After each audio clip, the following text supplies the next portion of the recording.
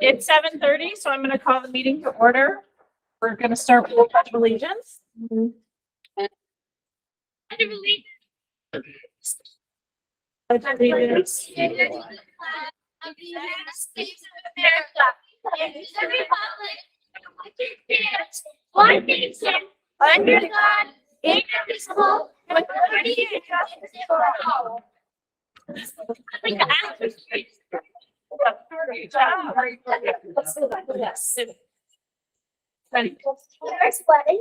We all hear us. I believe so. All right, so the first thing on our agenda this evening is some commendations, so I'm going to let the superintendent speak to that. Yes. So I'm pleased to share, the first one we have up is the Superintendent's Community Service Recognition Award. I will ask Laura to come up, and momentarily I'll step up as well. Just provides a reminder to our board, and along with our public. To start the school year, we had a group of girls at Broadbrook who raised money through their lemonade stand, a substantial amount, and donated to the Broadbrook school library. So of course, now we have a rival group, boys And girls. and girls, sorry, and that also did a competing lemonade stand to raise money for Broadbrook School library. Certainly, Mrs. Fox can provide more context, but certainly wanted to recognize them. I'd like to ask them to come up and join me please this time.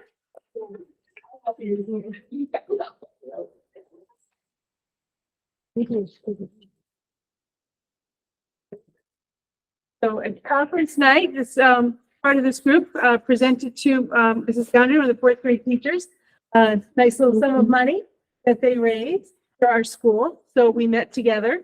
They decided they wanted to purchase some books. They then surveyed the third and fourth graders to find out what types of books that they would like. So then we analyzed that data and determined which books to buy. So they have been purchased, right? And they're in the library, ready for everybody to take out. So they did a lot of work even after the fact of raising the money to help purchase the materials that will benefit our school and our students. So very proud of you guys. So like to present these awards. Okay. Yep. All right. That's Aviyuk Pendicati. Congratulations. You're welcome.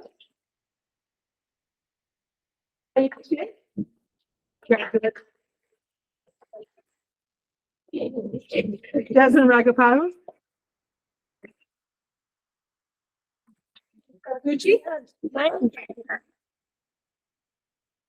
Victor Reddy Chava. And Isha Plana. Good job, everybody. Thank you very much for your hard work and that great donation. We appreciate it. Thank you. If we could give them one more round of applause.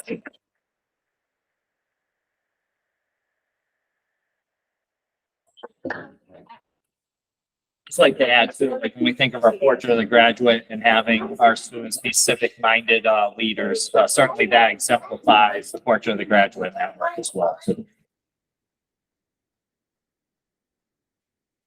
Want me to go to number two? Sure. Number two. Yeah, so the second commendation we wanted to recognize is at the high school and middle school. This is the Northeast Chamber Acts of Kindness Awards. Now, I will say that both students, one at the high school, one at the middle school, were recognized in school, did receive their award, but we also wanted to recognize them on behalf of the board, and certainly wanted to share the attributes that led to this recognition and the nomination.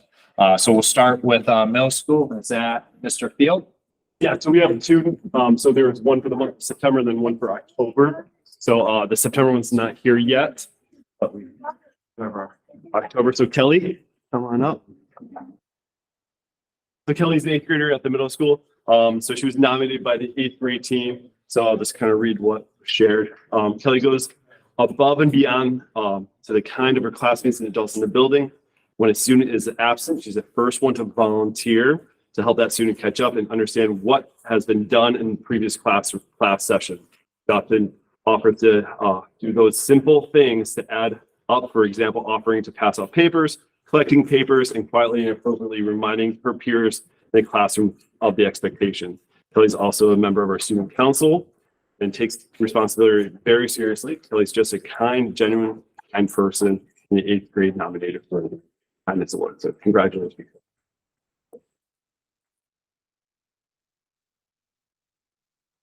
Why don't we hold off because if the student arrives, we can do it at that time. Yeah. Excellent. High school, Mrs. Kaminsky. Yeah, same kind of story. One of us is here, I'm not sure if the other one is going to be arriving, but Hannah Mansfield was our nominee for September, nominated by Mr. Pastic. And part of Hannah's work is still on display in front of our high school. So if you drive by, look for it. So over the summer, Hannah collaborated with her friends to show support for a friend who was undergoing a major medical procedure. They went to Home Depot, purchased supplies, and painted the big rock in front of our school in honor of their friend. It was a kind gesture, and they took time out of their summer to show support for it. And it's my understanding that Hannah really coordinated the troops, if you will, and made this happen. And if you drive by the high school, you can still see it. And it's something nice to see. So always looking out for her friends, her teammates, and just helping plan wonderful things for other students. So thank you, Hannah.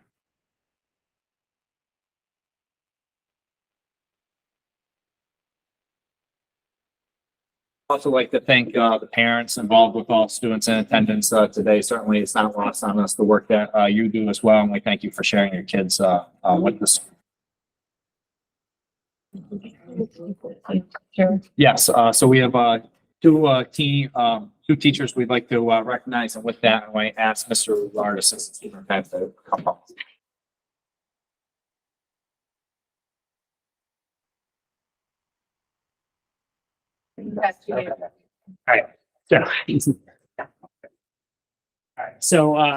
Good evening. Unfortunately, one of the teachers we're going to recognize is actually coaching the first girls basketball game of the evening, and the other teacher has been out sick with something I don't want. I will say I'm delighted to take a moment to recognize two beginning educators in our district who have successfully completed the Teacher Education and Mentoring Program. It's otherwise known as TEAM. All first year and second year teachers have to work through this process. I'd like to extend our congratulations to Mr. Peter Akins. He's a dedicated special education teacher at Broadbrook Elementary School, and Miss Tara Procherina, an outstanding English teacher at East Windsor High School. Both have met the standards set by the Connecticut TEAM program, showcasing a remarkable commitment to their students' success and their continuous professional growth. The TEAM program is a growth model that incorporates the Connecticut standards for professional learning and provides beginning teachers with multiple opportunities to reflect on their practice, analyze student data and outcomes, and identify areas for growth and improvement in their individual professional learning. A special acknowledgement should also go out to their mentors. So Miss Heather Kazera, who is a teacher at Broadbrook, she worked with Mr. Aiken, and Miss Kathy Katsula, who mentored Miss Procherina at the high school. Their support over the last 2 years has been instrumental in both Peter and Tara's success. I'd like to congratulate them for their achievements and wish them continued success in the teaching profession. And I know, Pat, do you want to speak to the recognition that we got them as well? Absolutely. So we have two framed certificates recognizing the work they've done, along with a small token of appreciation for their work, and certainly, look forward to both of them being with us for the long run as they're early in their educational careers, and they're both the type of educators that we want here long term as well. Thank you. Yeah. All right. Did we get any other students that came through, or? I think, anyone show up late? No, so if they do, we can recognize them at that All time. right, so if they come through, we can recognize them at that time, but we'd like to thank everybody for joining us tonight. We are going to do the rest of our meeting now, so we kind of finish this part of recognition. If we understand it's a school night, if you'd like to stay, you're more than welcome, but if you'd like to head out now, it's a great time to kind of make your exit. So thank you very much for coming. Thank you very much. Please help yourself with any of the goodies as well on the way out.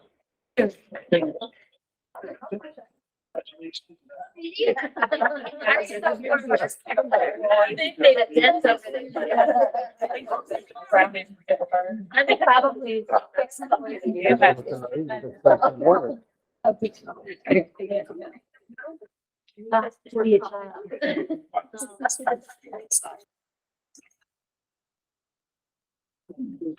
Thank you.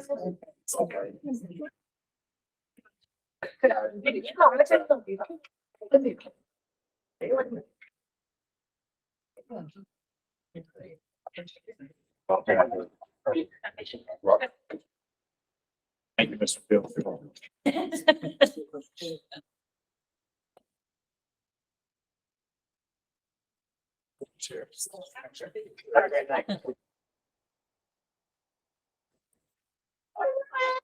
All right, I don't believe we have any added agenda items this evening. Do you have anything? I do not. And then, we have the minutes from November 21st. Motion to accept the meeting minutes of November 21st, but I do have some comments that I'll make after. Can I have a second? Or has everybody that Denise had a second? All right, Heather. I just, under the vote, under the, organization, I just think we should clarify that the vote for the vice chair was tied for, Denise and I, and that our chair had to be the final. vote. The way it reads, it almost, you wouldn't have had to vote if it wasn't tied, so I think you noted that. Are there any other amendments to the minutes as submitted? I have no amendments, but I did want to thank Jessica. These are great minutes.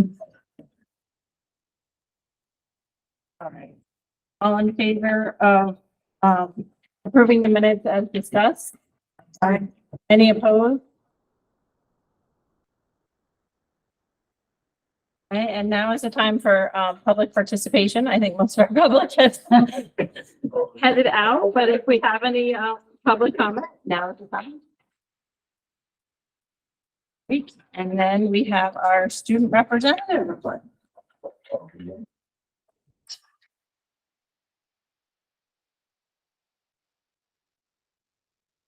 Last week at Broadbrook, all Broadbrook school students had the opportunity to shop for holiday gifts at the East Windsor PTO Holiday Store.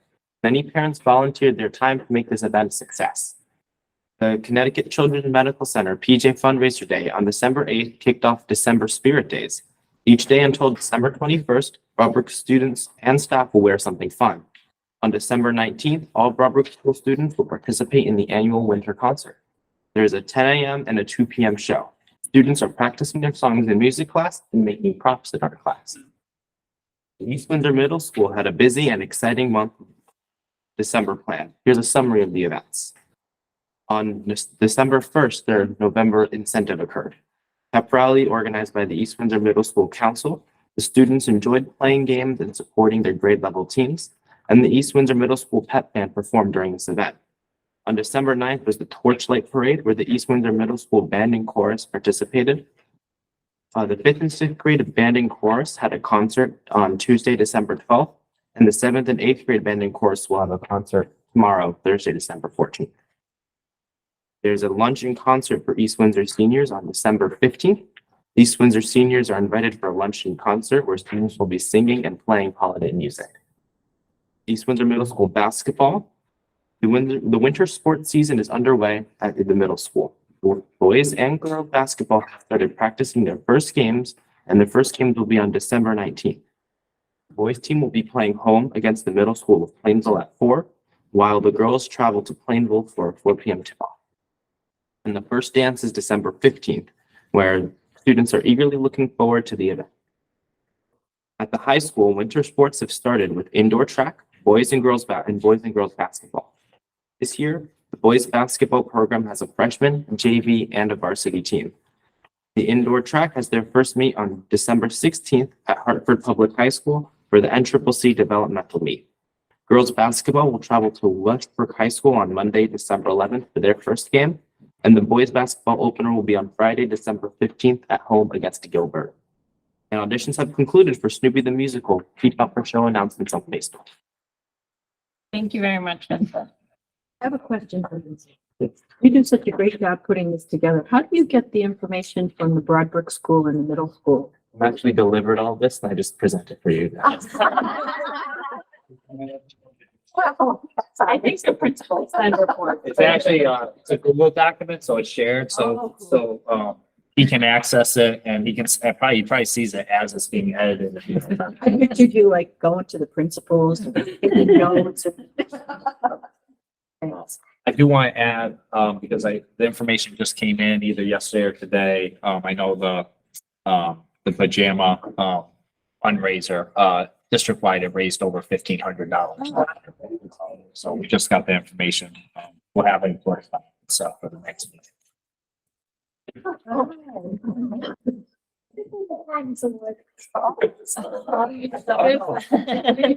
that's fine. We can take a minute and do that. That's fine. Oh, no. So we have Sahana. She is our 5th grade student and she's amazing. She's very kind. She goes out of her way to help students. She's a great role model for both academics and citizenship. But over the summer, she also had a lemonade stand and raised quite a bit of money and donated that for books at Broadbrook Elementary School. In addition, she's part of our band. She really goes above and beyond. She's involved in a lot of great things. Every morning, she says, good morning, hello. As she's walking down the hallway, she greets everyone. She comes in with this great big smile and just makes everybody light up. So she is such a great person. She's so kind to everyone. And we are so lucky to have her at East Windsor Middle School. Thank you.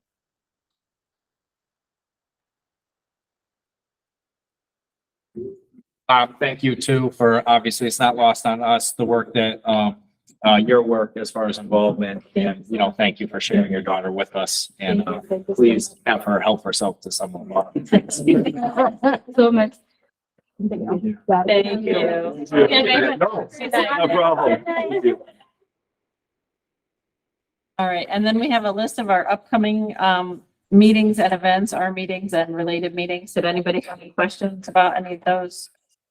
January, Patrick, you have a couple. Just a couple, in addition, later this afternoon, I received, some of the important, budget, dates. So I did send calendar invites, to the entire board, of those dates, and I'll forward that calendar, out, by the end of this week as well too. But you should have, if you go in your inbox, it wasn't till later this afternoon received. You probably have 2 or 3 calendar invites with important budget dates, on the downtown side. My understanding, those were voted on yesterday. And then in addition, I know we have, Gabe, Nick Caruso coming in and Attorney Chinny on January 31st. If there's any specific topics you would like them to cover, please email Jessica, and because we are forwarding that ahead of time, so that, they can tailor it to this board's needs. What date was that? January 31st is, it's the last one on, well, All right, anything else about? I do have a question. Should the pension commission be on here? I mean, I know it's general, it's just me and Patrick that show up. Just depending if you do. yeah, so usually I put that in, is that January? I don't see it on here. Yeah, Fran, but I'm confirming this one in January. Do you? Well, this goes all the way out to June. Oh, you're looking at each other. I was just looking at the agenda. Are you looking at the, I'm looking at the Board of Education 2004 subcommittee meeting schedule. yeah, we're not there yet. So we were just looking at the upcoming meetings that are on the agenda here, but we can definitely talk about that.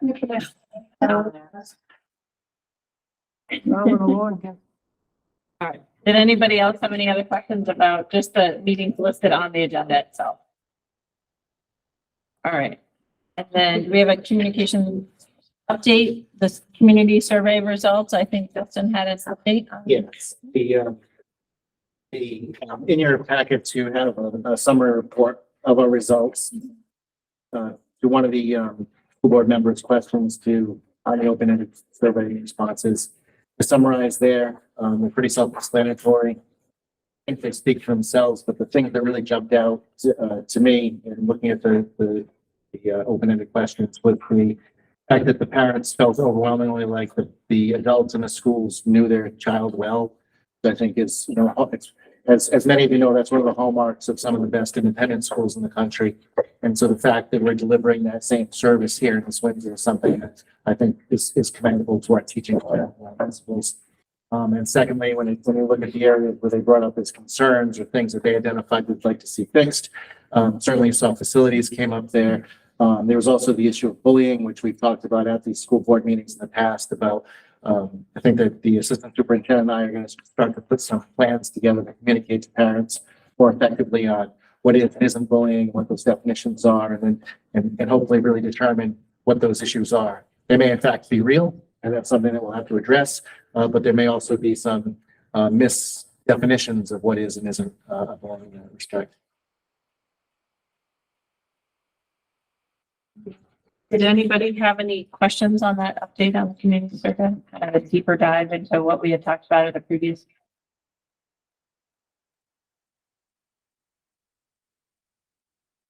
I know we have 2 new board members. I'm not sure when Justin reviewed the results. So if that was prior to Kari and Gabriella joining, we can forward those results so you can see the entire survey in its entirety. I'm pretty sure that was before they joined, so we'll forward that so you can see the entire survey.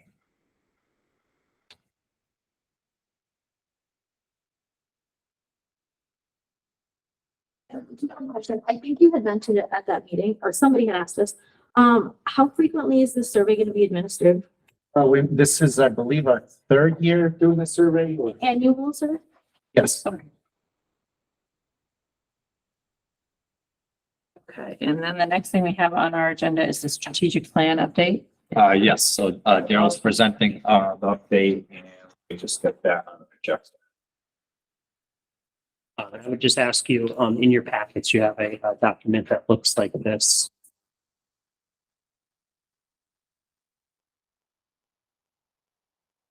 So as I go through the slideshow on here, what I tried to do, recognizing that this is a lengthy document, but it goes into much greater specificity about what's happened over the last 6 months since my last update in May. So if you're looking on this document, what I would stress is in the right-hand column, those are the updates that have happened over the last 6 months. So while I'm kind of giving you a snippet of some of the information related to each goal, that specifically is the area where I'm referenced.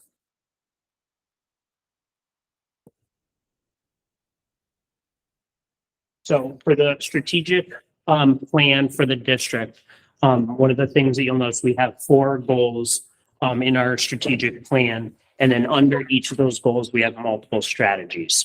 So the 4 goals are number 1, expand the portrait of the graduate instructional model to all grades. Pat, you want to go to the next slide? Thank you. Expanding the portrait of the graduate instructional model to all the grades throughout the district, provide opportunity for all students to find their path to success, update and maintain facilities conducive to modern teaching and learning, and then increase awareness and understanding of the East Windsor Public Schools accomplishments and challenges. So as we go through each of these slides, they specifically point to the goals that are highlighted in that first document I referenced. The first goal, implementing the portrait of the graduate. So this is that first couple of pages. I believe there's 3 sections there. All of the curriculum that's been updated, that is all guided through the strategic plan and the portrait of the graduate. So everything we do, and those of you who have been on the curriculum council, you'll notice, you'll remember, is all of the curriculum that we're writing now in district is linked specifically to the elements of the portrait of the graduate. So they're all tied together. Is what drives our work. And the portrait of the graduate, when that was originally developed, was surveyed parents, students, faculty members, community leaders. So that all kind of came together, and that's what really set the foundation for the portrait of the graduate. and obviously moving that work forward. We've created timelines for all of the implementation of that work. We've redesigned summer learning programs. That was the first time last year. That summer learning program, we're trying to add more this year. Certainly providing professional development for educators. So anytime I've given updates for the board related to data and what we're looking at, that then drives professional development. So it's really linked with that. Implementation of the portrait of the graduate. We have a group coming together and over the next month or so, really working to provide the background to the teachers, a small group of teachers who will then branch out to a larger group of teachers and start implementing that throughout the district, piloting the rubrics by the end of this school year, and then obviously continuing to collaborate with teachers related to the data. I cannot stress enough like how important the data is that we are getting from all of the assessments. And I know that was at our last curriculum council as well. We're getting data now that allows us to really drill down on some of the students where their strengths are, where their struggles are, and then it allows us to go and really focus on those areas. So that's goal one. That's kind of all the strategies. But again, if you look in that right-hand column, you're going to see a long list. I didn't want to be here all night, and I know, you'll tune me out after a while, but the list is long. Are there any questions related to goal one? Where is the data coming from that you are using that is helping with this? So iReady. Yeah. So at each of the schools, I should back up. Yeah. At each of the schools, there's different assessments based on the grade level. But for most of the district, K through 8 is iReady. And then there's individual reading assessments. There's individual math assessments. There's a new SEL screener. So what we're trying to do is triangulate the data to make sure if it's just one assessment, we wouldn't necessarily be able to trust that one assessment. Is that giving us accurate data? But when we start looking at classroom summative assessments combined with iReady, combined with the reading assessments or the math assessments, it helps us to draw better conclusions. Yeah. Any other questions? All right. Goal 2. Oh, yeah, go ahead, Noreen. When does this strategic plan end? What is it, 21 through 26, I believe? Should be on the top of the document. Yeah. 5-year plan. It was November of my first year, so I want to say we're a little less than halfway through. I believe it's 21 through 26. I'm almost, I'll double check that. It does say that on goal 2. On the page with goal 2, it says 21 through 26.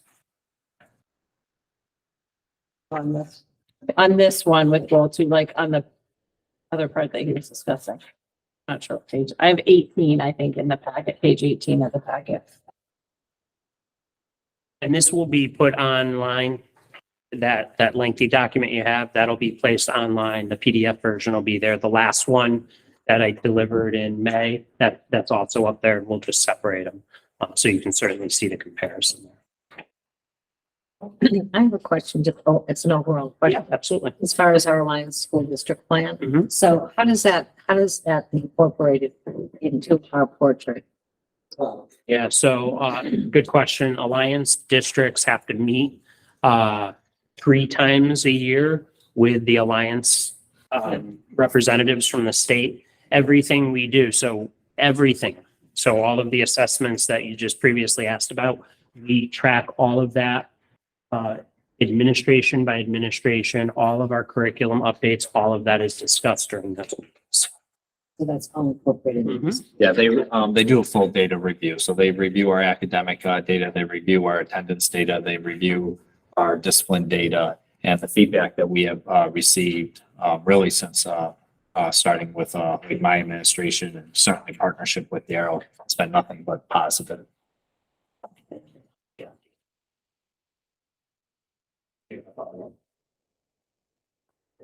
Do they give us any idea of where we're moving on this? Like, are we progressing to the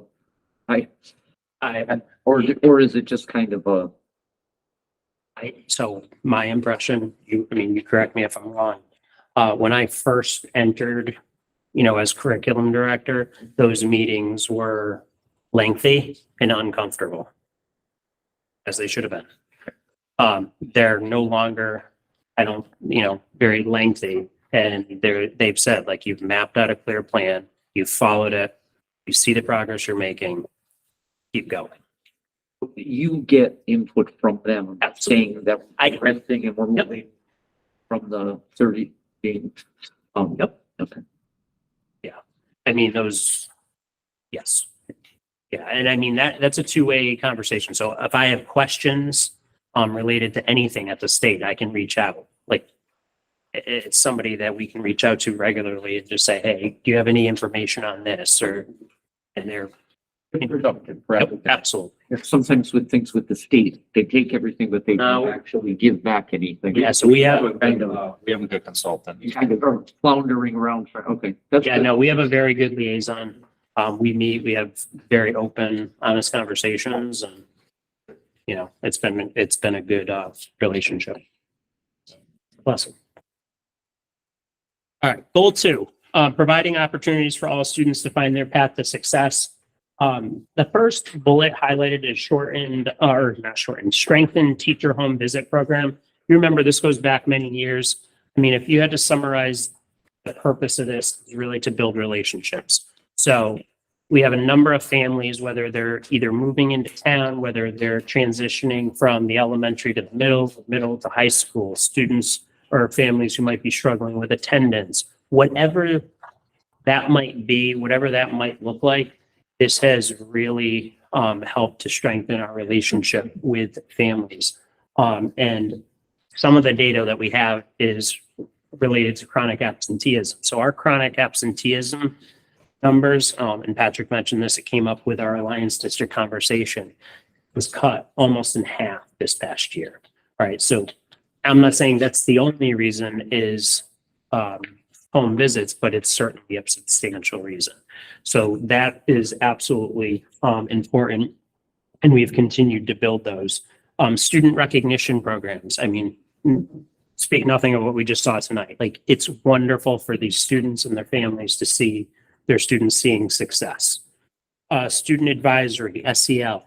If students are struggling, whether it be at the elementary, the middle, the high school, what those struggles are going to be very different based on the ages of those students. It allows us to look at what their needs are, social awareness, social responsibility, and kind of target those through those SEL lessons. Restorative practices, expanding college and career options and expanding pathways. And again, those of you who've seen curriculum come in front of the board or the curriculum council, we've added a number of courses over the last couple of years. And we're going to continue to do so. We're expanding our pathways at the high school.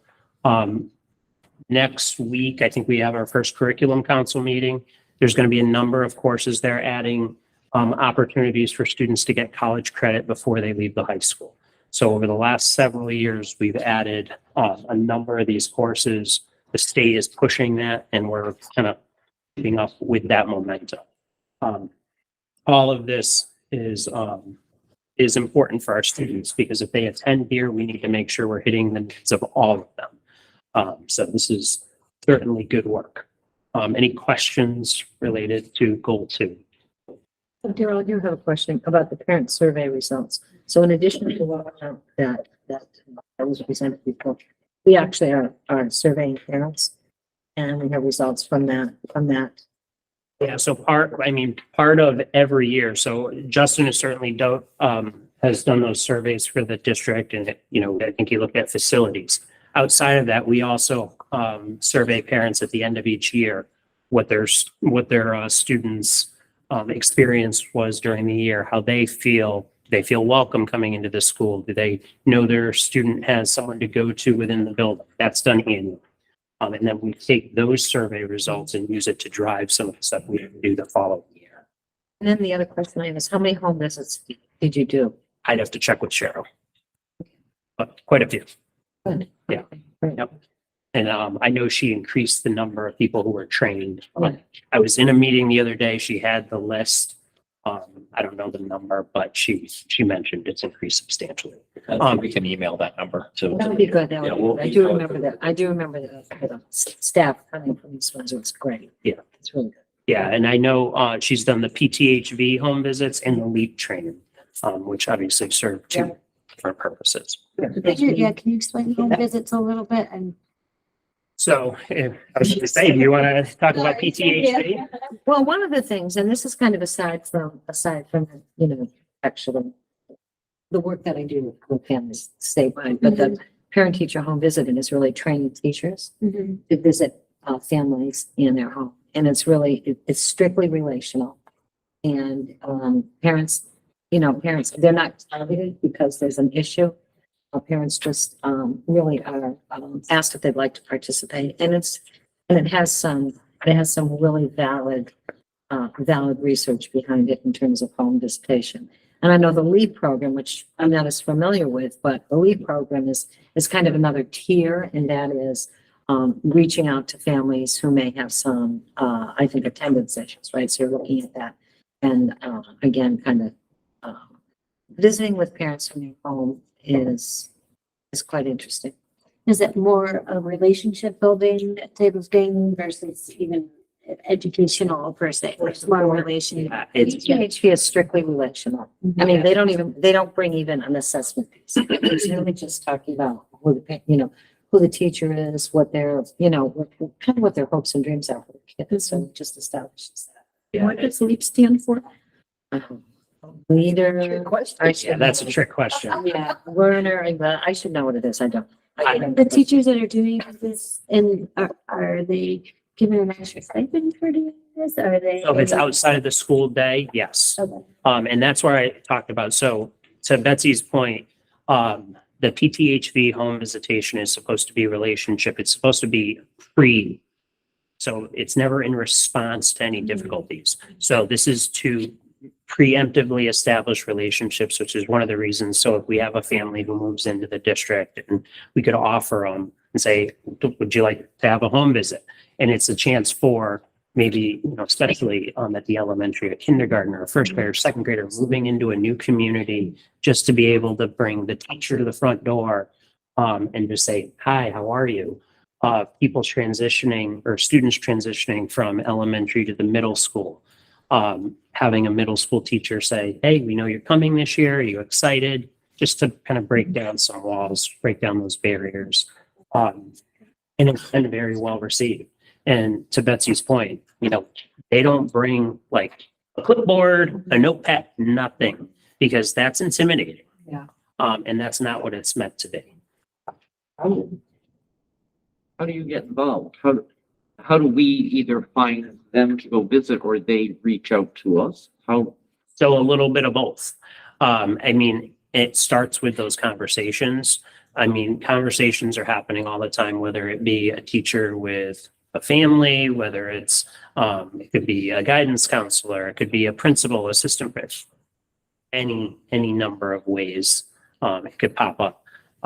To say, hey, would you like us to come out? Maybe the student doesn't want to come to school. That's a common one as well, but any number of ways. I have a question. So I don't know if this is like a silly question, but so with the social workers being involved in some of the strategies, I saw in I think it was one of your notes, Dr. Tudrin, that there was some turnover with some of the social workers in the district. How does that, to what extent does that impact the relational building with the families of some of these target students that we're looking at?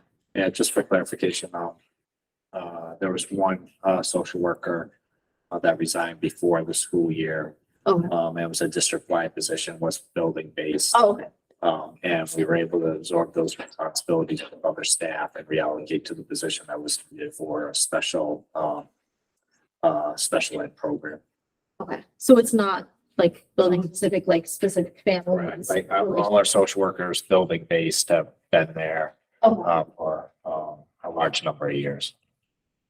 Yeah, and I think just in general, to answer your question, I think anytime you lose any sort of faculty or staff member, there are going to be relationships that have to be rebuilt with a new faculty member. And that's, I mean, as we know, the transition in teaching, the in and out of teachers, the pace that's happening has been higher than I think we've ever seen it. So certainly, I think the training and a lot of the training that we offer at the beginning of the beginning of each year is how to build those relationships. But I think you're always going to battle that. Yeah, I mean, staff are trained on restorative practices, so with the implementation of circles within the classroom, student conferencing, I mean, and that's ongoing. So it's not just in the beginning of the year, but it's throughout the year.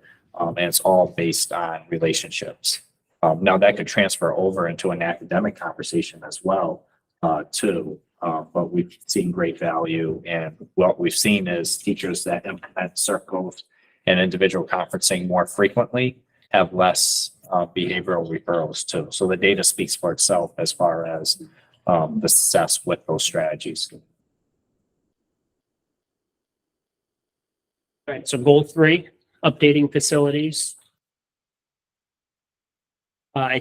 First thing on the list, the SIP tours. I think that was really a primary driver for getting people into the buildings, understanding what the needs are. And then you look through here, obviously, we've talked about the survey that Justin has given, the facility survey, understanding what the needs of the school district are, make sure there's budgeting for that, and then developing a master plan, knowing what our options are with state reimbursement options, but just making sure that everyone, and not just the school board here, but the town really has a full understanding of what the needs are. And obviously the communication piece to go along with that is super important. Yeah, I mean, just to piggyback, I mean, the SIP tours were generated out of the finance subcommittee meeting. So certainly valuing the partnership with our board members. I know it's really been board driven to get a facility subcommittee coming up, which I know will be discussed relatively soon in the agenda. Certainly we have aging buildings, but I mean, as we even stand in the building today, they have been well maintained. That being said, it doesn't mean that there aren't significant challenges with that. We've seen that certainly with our board members, specifically like Denise and Heather on the town SIP. I mean, we've had things move forward through the town SIP process, which I think is the first time in a long time since I've been in district. And it's not lost on me, I'm sure on us, that I think there's 3 or 4 items on the BOE side that's being considered currently. And certainly we've had recent updates to our gym floors. And I can tell you, like, those small things matter. Like Vincent's student report with basketball talked about the upcoming basketball season. There's a lot of pride that comes on when our students have like small little things. So like it may be one little blip, but it's significant as far as climate and culture, along with some of the front blocks, the middle school with the courtyard, which was student driven, the stage being updated. You have the Snoopy play. So there's a lot of lights too. Yeah. So soundboard. So there's a lot of positive things happening. And based on the amount of work, it's, we have a long way to go. And certainly we anticipate getting any week now, like the results of the HVAC and facility study results. So a lot of positive going. That being said, obviously a lot of work to do in those areas too. So it says creating 3-year repair plan. Do we have a plan in place, or we're just going to start creating it? That's my understanding is that was like a board goal coming from the result of the feasibility study. So once that feasibility study is complete, using that as a roadmap as far as next steps. And that 3-year plan, I mean, that may be a longer term plan depending on what comes out. So.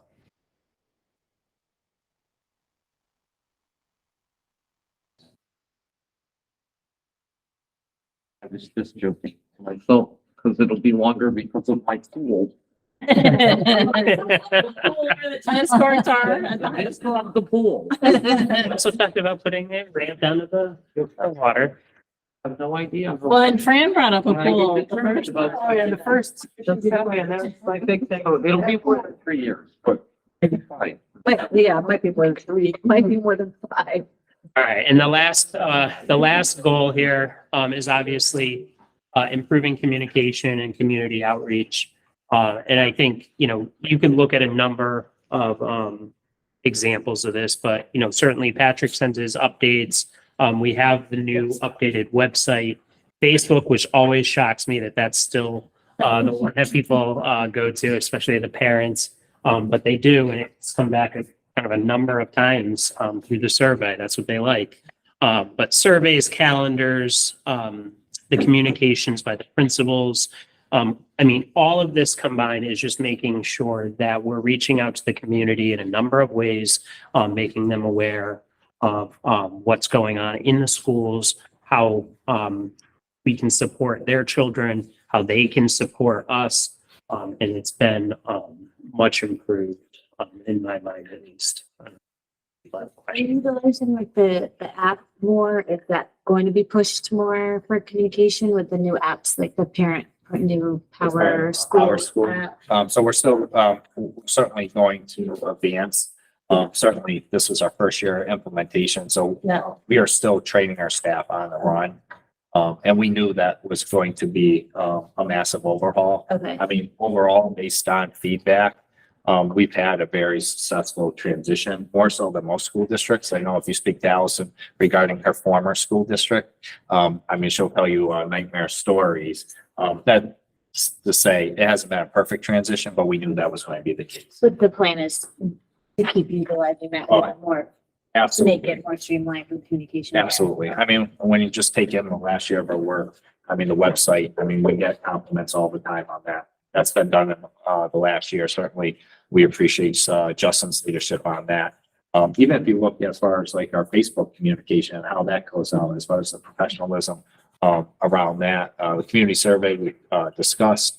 Certainly, this board, in partnership with myself, is doing a massive policy overall and update. And really, we go on, but this is all really more so in the last year, and not even going back to 2021. So we're making really tremendous advancements in this area for where we were, both immediately after the pandemic and even when we were maybe at our best pre-pandemic. I have a question for Justin. On Facebook, do you have the ability to find out how many people not engage like likes of it, but how many people actually see the posts? Is there any, you do? Yeah. And what's an average? I was looking at that today and I'm calling it up on my phone. I'm not just. I can't remember if I can actually see it on my phone or just on the laptop, but if you hold on 1 second, I can. Right now there's 941 current followers of the site. Which is pretty impressive considering, how many students we have in the school. It's almost all of them. And that's the East Windsor Public School. Yeah, yeah. Yeah, and there's, on average, we're seeing engagement rates of, here's my tools thing. Sorry to put you on the spot. Right, we're seeing about 407 people looking at our Facebook page a day. And our reach on average the last 30 days is 1,400. That's great. So, And those numbers are up significantly this year compared to last year, because I have access and I'll look nearly as often as Justin, but when I do, I've seen the number as far as followers increase, like on an upward trend throughout this year. So you can tell, a number of people are sharing our posts too. I know Jamie Foster is big as far as sharing and putting our posts out as well too. that's been a big help, those types of shares, and the Rotary Chamber of Commerce as well has been pushing things up that way too, so. And we consider the size of our community in general, and those numbers, I think that's a pretty significant reach for us locally.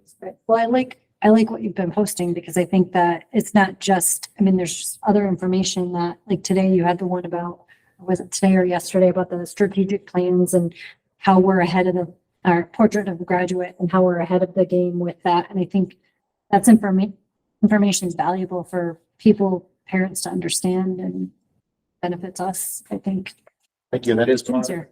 part of our design there. And the superintendent and I were talking about that the other day, that trying to put, The key with our Facebook page now is we can't post 3 or 4 things a day because it floods it, people won't follow it. So we're strategically trying to put one thing a day, one thing from each school a week. And then one thing a week that's more substantive or like I hadn't thought about that, sort of like the Ed Week article this week. So that's sort of our approach with that, to not make it just the fluffy stuff because people are.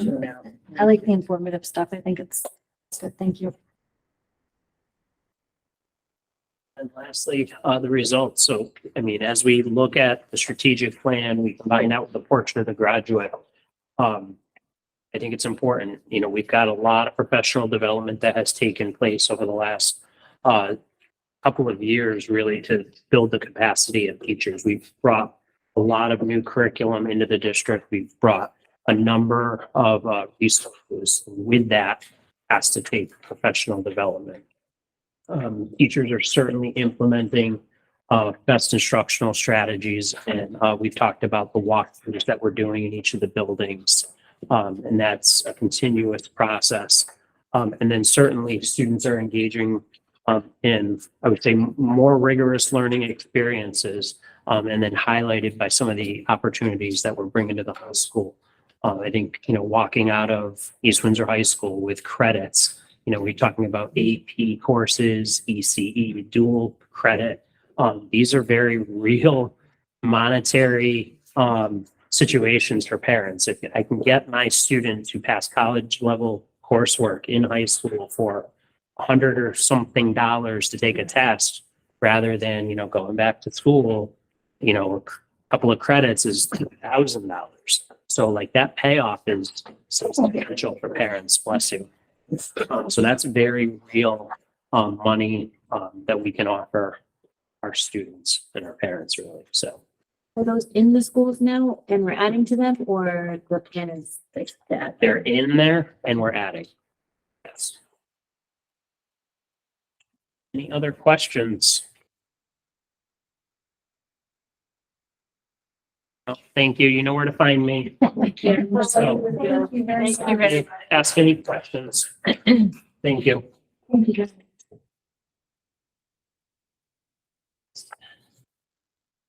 So next on the agenda, we have our financial.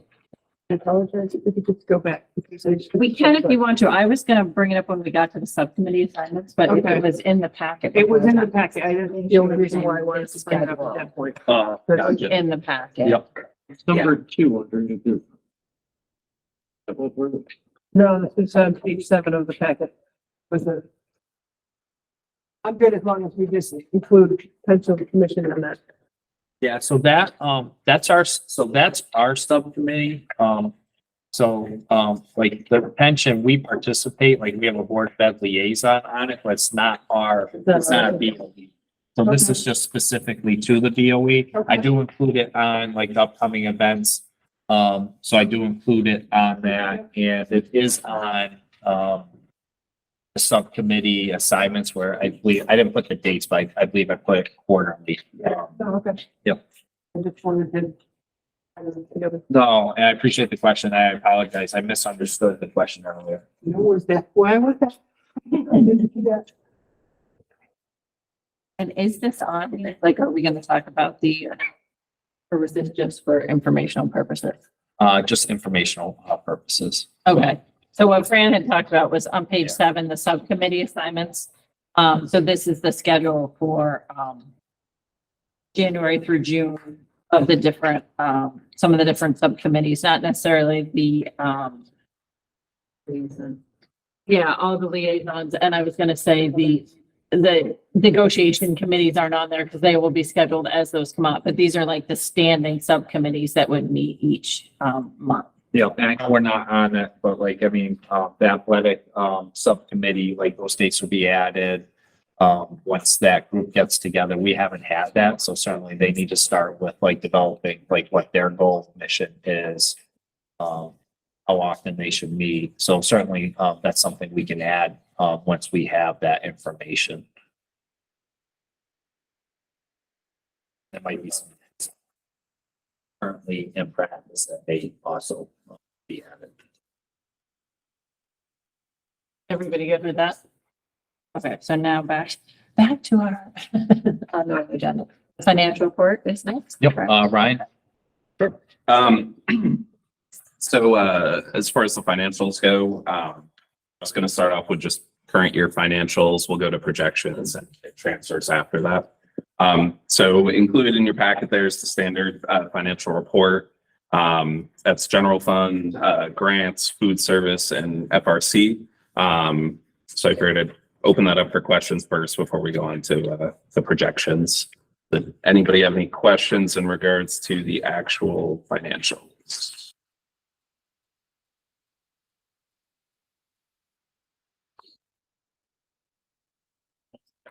All right, moving on. Yep. The subcommittee, finance subcommittee. Met last week with Ryan and Patrick. We had our meeting. We go through it pretty extensively. Talk to Ryan about certain things. I do owe you an email about a couple of questions, which I'll get to you. But, you've seen it and we've talked about it and discussed it. So, just so everybody else who's not there knows that we have a pretty Yeah. big It's deep not that we dive don't have questions, into we've already the done. line Yeah. and, discuss why they are, where they are, and what's the reason and whatnot. Yeah, typically it's about an hour meeting where it goes through the financials.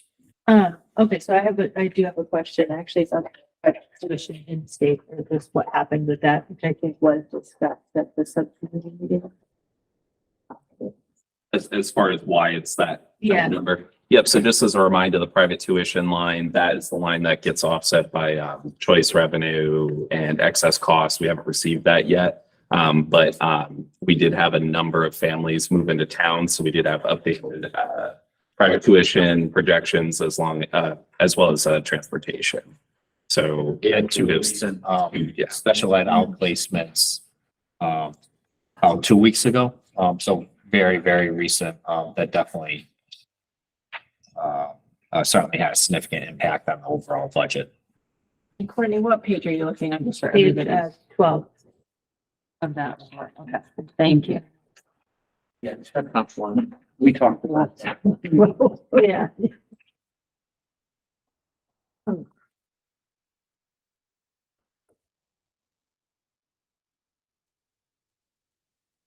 Did anybody else who's not on finance subcommittee have any questions about the budget itself? But I think this brings up a really important, not the overall, but as we move forward, I would welcome comments from the finance committee to come to our board meetings in terms of, you know, what they actually looked at and what even some of their concerns are. I would welcome that. I would welcome that, a mini report from them, at our meeting. I offer a suggestion. If we take minutes, why don't I put, they're not, they won't be approved, but I could include in the packet a draft of those minutes along with the financial report, and then that would provide, I think, a summary if that works for the board. It would be good. I think it would be good because then our questions may be answered, just even reading this in the comments. Because I think the information they're requesting makes sense, but I think we already have it. Again, it won't be approved. We'll put draft for, Yeah. we'll recognize as draft. But we have that available.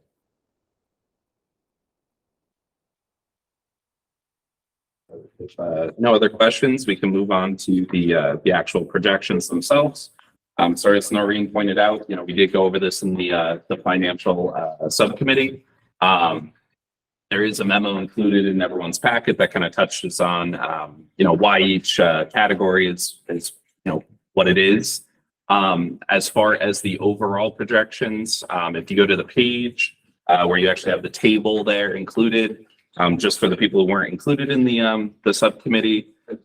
So these are pages 54, 55, and 56 right now for what, Ryan's discussing. And we're getting kind of through this. This packet is quite unwieldy tonight. So once everyone's there, I'll kind of speak to it there. You're speaking to page 56, correct? Yeah, with the table laid out on it. Yes. Yep. So basically, the things I wanted to draw everyone's attention to, the first column there, I basically break it out into categories. So, salaries, benefits, purchase services, and so on. Column B, that's what the original, if you were to sum up everything that is in that category, that's what we had originally budgeted. Column C is what we have spent in those categories year to date. So we've either actually paid it out in payroll or we've cut checks through accounts payable. Column D is our encumbrances. So that is anything that we've essentially earmarked. Ongoing contracts, salaries. One thing to keep in mind is that does not include hourly people. We don't encumber hourly just because it's kind of volatile. We don't have a set number. If they don't work all of their hours, but they don't get paid for it. So therefore we don't encumber that. The two big columns to draw your attention to would be G and H. So that's FY24 forecasted total expenditures. So essentially what I do is I go through every single line. We have upwards of 250 lines, I believe now. So go through every one of them. I put a specific projection in there on what I assume that we're going to spend. It's an assumption. Keep in mind it is, it's halfway through the year, but they are assumptions. So doing it on the best data that we have. And then the final column there, the forecasted remaining balance, that is essentially if you take what we had budgeted, less I'm projecting that we're going to spend in that category. If you see a positive number, that is a surplus. If you see a negative number, we're projected to overspend in that category. I do plan on doing projections again in the spring, just to update us on where we are for the end of the year. I do anticipate some of these lines to kind of change around a little bit. Just to give a little bit more background on each category. Again, it speaks to it a little bit in the memos. But I think the big takeaway is in salaries. As you guys can see, obviously there's a decent surplus in that line right now. The big reason for that is vacancies. I know Patrick spoke to it a couple times now. There's a number of positions that we still do have as vacant, as well as some open choice money that we're anticipating to receive still. In benefits, the second line down with the $412,000 overage in the projection. The big reason for that is medical. We did an excellent job hiring roughly 30 new employees to replace outgoing people. While we hired a lot of great employees, a lot of those employees did choose employee plus one and family insurance, which is significantly more expensive, obviously, than single or no insurance. The other thing to keep in mind in that number is the pension revaluation. I believe I've spoke to it in past meetings, but essentially pension revaluation came in about $90,000 higher than we had originally budgeted. So that is included in that as well. As far as the other categories right now, purchase services is really due to a couple of items, one being legal, the other one being we had a contract with Rico. We're going forward with Canon now. There was unfortunately a invoice that did not make it to us in this fiscal year. It was from last fiscal year. Due to some miscommunications with a previous employee, we just now got it. It was a rather large one. So unfortunately, we had to pay for it out of this year's budget. The other thing is on property services. That would be due to the water main break that occurred. That was unanticipated. And then purchase other services. That is the majority of that is due to the SPED tuition line is in that, the private tuition line being significantly higher than what we had originally planned due to those recent outplacements that Patrick spoke to. And then McKinney-Vento is a little bit higher as well. That is the homeless. So yeah, Display store homeless. You're required to provide transportation So like if they were displaced to Enfield, they still have the right to attend East Windsor Public Schools during that transition under the federal law. So that's been coming a little bit higher as well. And then as far as the equipment line, that one was due to we were anticipating the security grant match, which I know we spoke to that at the subcommittee meeting. So where was that confused? Yeah, I mean, I know that We were grant for had it encumbered for that. And then there was I had a little bit in that line for band. We had the band startup that we did not have in the budget originally. So actually two pieces, because that question came up during the finance subcommittee. So it was the expansion of the band program, which came after finalizing the budget. And then on top of that, we expanded preschool to provide a full day option and add an additional program. And if you look at our enrollment numbers, you can see the benefit of that to the community. But with that, obviously that was done after the budget season, and we had to set up curriculum materials for the expansion. So there was some band, but in reviewing it, the majority of that cost honestly was preschool. yeah, so that's just kind of like some of the major driving factors for each line. I don't know if anyone had any specific questions about the projections.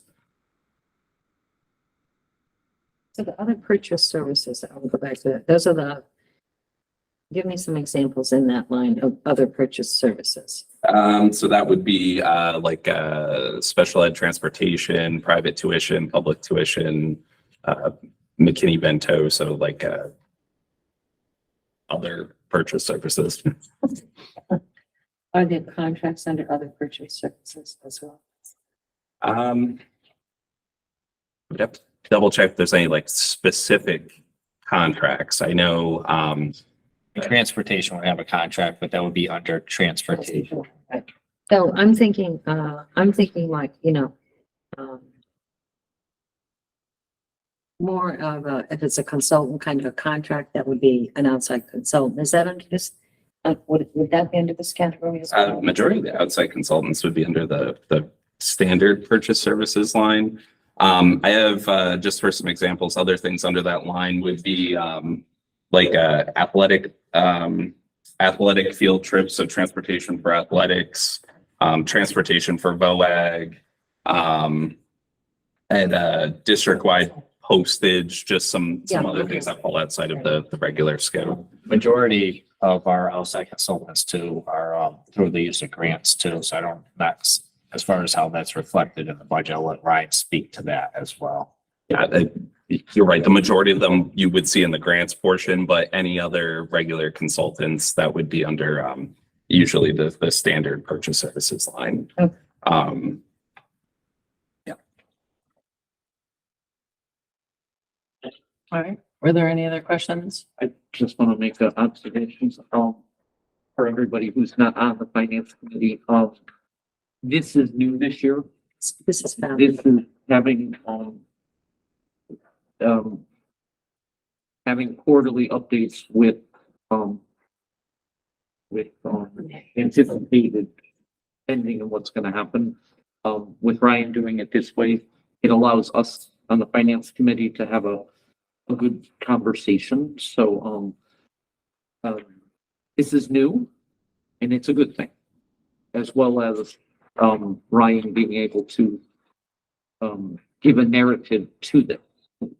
It's helpful when we meet and if the plan is quarterly. Yeah. So under new business for a vote, another thing that is kind of newer to this process and something that came up through the finance subcommittee and some other policy changes and discussions is the few transfer requests here. So we do have this under new business for a vote, but again, Do you want to speak to? Yeah, I can speak to that. So this was a good suggestion that came up in the finance subcommittee. As Noreen pointed out, I was not going on in the past, as far as, like official transfers with the board and projections. So what I wanted to do, was some of the larger, overages and some of the lines I was more confident in kind of transferring money from now. It's just to knock out those significant transfers. Obviously, there's a number of lines where, you know, maybe I might move $100 here and there that I don't want to waste anyone's time with, because again, there's hundreds of lines. So these would be just kind of the significant ones. In these transfers, it's essentially all due to vacancies. So I said those lines that I'm fairly confident in that we're not going to overspend in those, to transfer those to help out on the tech equipment supplies line, and then the pension overage. Now, as far as the way that this goes in the layout of the sheet, per the finance subcommittee's suggestion, I did reach out to the town. I did get the, I believe it's Noreen's suggestion to reach out to Amy at the town. So I did get what the town uses. And I'll use that template moving forward. It's just that I got it after I threw this together for the meeting. So moving forward, I'll kind of repurpose the town's transfer sheet as well, just for, you know, consistency's sake. So now, seeing as we haven't done this before, I don't know if anyone has any questions. If we go right to vote, if you wanted to look at each line individually. I have a question, and I also have a comment. My comment is that this was asked for by the finance committee because we have a policy in place. Because of the policy. So anything $20,000 or more, we need, we would never get something for $100. It's just, we're not here to micromanage, but the policy says anything over 20,000, right. That's why these are here. My question as well is, I don't remember, maybe we asked a question, but how is the audit and the transportation saving that much money, $20,000 a piece? I think as far as transportation goes, it's just down to better tracking now. So I've built a pretty good relationship with Smith Bus now. Our previous accounts payable person actually set up some good things in place as far as projecting and tracking our true regular ed transportation expenses. And then in years past, there was a number of special ed transportation costs that were in that regular ed transportation line. So I did feel confident in kind of knocking that line down at the time. Special ed is split out transportation? Correct. Yes. Okay. And the audit line? Is an audit. The finance audit line, We didn't spend that much last we year. didn't spend that much last year. That I there's, remember at the Board of Finance meeting when it went out to bid and there was only one interested auditor, which had been the one that's been there. They did mention that there was an increase in the price. So if there's an increase in the price, why are we taking money from the audit and putting it into technology? so some of that line I wanted to knock down too, because in years past, it was, I don't want to say it was used as a catch-all, but there was, I think in some of the previous administrations, there was things in that line that there shouldn't have been, and therefore that line was kind of artificially higher than it should have been. Right now, I can say the majority of that line is Munis, obviously for our financial tracking. And then based on some of the numbers that I've seen as far as what, audit company, other things might cost, I felt really confident in reducing that line to help with the overage in technology. Just to kind of reiterate, that one was the majority of that overage was due to the RICO contract that we were billed for. That's in the audit line? No, No, to transfer to help offset some of that overage. I want to kind of nail down moving forward, like we'll have our purchase services line, and then the finance audit contract line, and not just kind of intermingle them and have things in both. So Munis is under the audit line. Yeah, and this one, I'm always open to suggestions if we want to rename it in the new year, once we start talking about the budget, but it's supposed to be finance, I guess, finance/audit. Okay. So that's where Munis that was always stuck. That's where I've counted it. Services. When they do upgrades and things like that, we have a portion in there. But I kind of want to consolidate it all into this line. Just again, I feel like that makes sense. Thank you. So I just have one question. It's about, it's about vacancies. So I can see that, money's been taken places, but, in the future, these vacancies will be filled. So, how will that, how will the projection, really impact in the future? You still have a position that you have to fill, and there's an associate. But they weren't salary. paid for the times that they weren't here, so So we that's have. just that. That's basically how I'm doing it It's not looking Yeah. at like a year position. correct. Betsy, just to piggyback off of that too. So, Ryan and I met early, this year too, because Yeah. unfortunately, one of the trends following the pandemic is you see a lot more turnover with staff. Yeah. Not as much with our certified staff, Yeah. but more so with, like pairs, cafeteria workers. I know we have a custodial, position, open. And so one of the things that we're looking to track is typically those vacancies, for the most part, aren't vacancies for the entire school year. Okay. And what we're trying to do is track how much of, I hate to use the word savings, but Right. cost reduction there was for those salaries. Now we're starting to gather baseline, but then if we see a continued pattern with that, then for budgeting purposes in the future, we may lower the salary based Got it. on the Got it. trends Yeah. in anticipation that unfortunately we will have vacancies, because certainly we plan for a perfect world where we have full staffing for the entire year. Right. But that hasn't been reality, since pre-pandemic. Thank you. You're welcome. All right, so we have a number of different transfers. Noreen and Denise, what kind of, do you think we need to go through these one by one to vote on them where we said they were, if they're each over 20,000, if that's the track we want to take in the future? Or are we looking to just do these as a bulk as long as we're all aware of each line? I think since they've all been approved, we all should understand them. Maybe what we need to do is like number this as transfer number 1 or something, or. Yeah, and I could definitely, because I do have the town one now. My plan was to kind of modify that and, like you said, do like transfer 1, 2, 3, make it, a little bit more. Maybe we do the year and then, I don't know.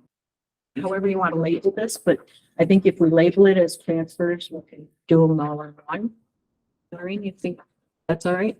Fran, you were there as well. I think we need to have it total if we're gonna do it all at once. Is that what you think? Just say transfers on Yeah. schedule A or whatever it is. I'm For a total of, Yep. if you want, yeah. Are you getting us a total right now? I see Heather with her computer over here. Not Ryan, computer, can you give the calculator. total is of all what I the meant. transfers? I think that's it. I meant to say calculator. It's 139,630. 139,630. No, you can't end it at 0. Yeah, Yes, it because the is. 7 and the 3 add together to a 10. Oh, sorry, I missed the 7 a couple of times. I just saw that 3 point in my face. Okay.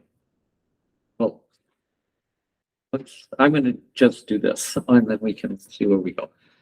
I make a motion to approve transfer number 1 in the amount of $139,630 from the lines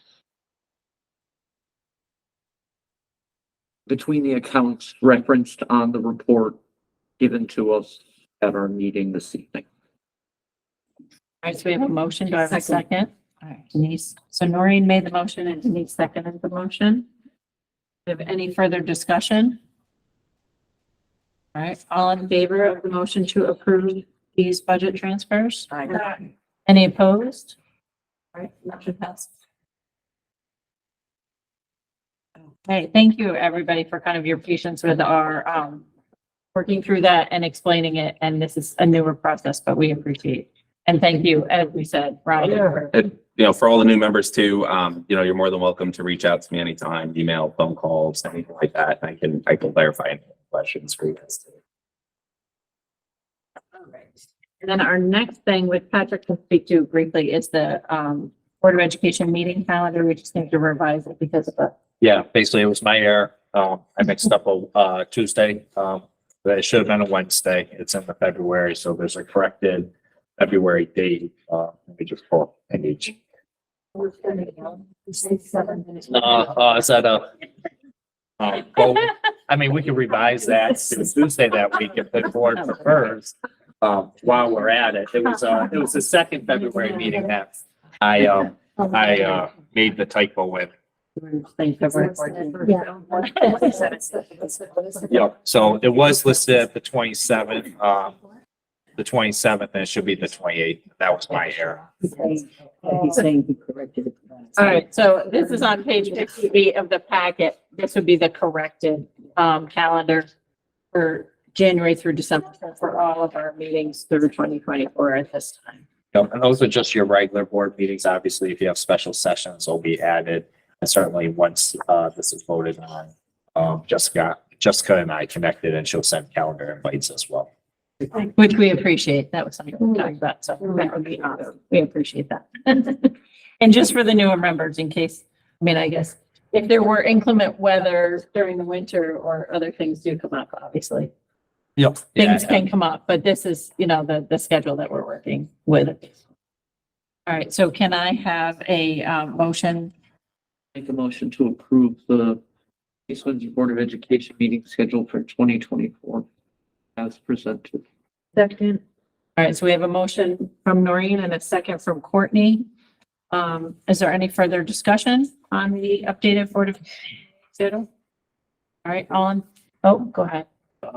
I don't think we can handle it now, but we had a conversation a while ago about when we were doing the meeting schedule about changing the time of our meetings, and we decided to put that discussion off until the new board was intact. So I don't. It has to go to policy because in your policy it states that Right, we did. that starts at 7:30. Okay. So I know it's on. We did meet at BPR, and what BPR's consensus was wait till it was pre-election, wait till elections took place, wait till see who was on the committee, new board, and then revisit it during BPR. Okay, so can we move that to the top of BPR? Yes. Yes. All right, so we may discuss, as Noreen is pointing out, what time the time may change in terms of 7:30 to 7, I think is what's being discussed. Yeah.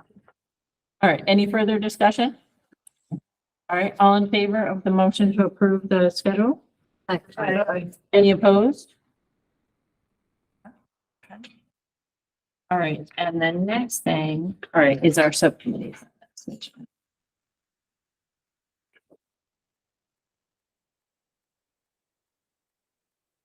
I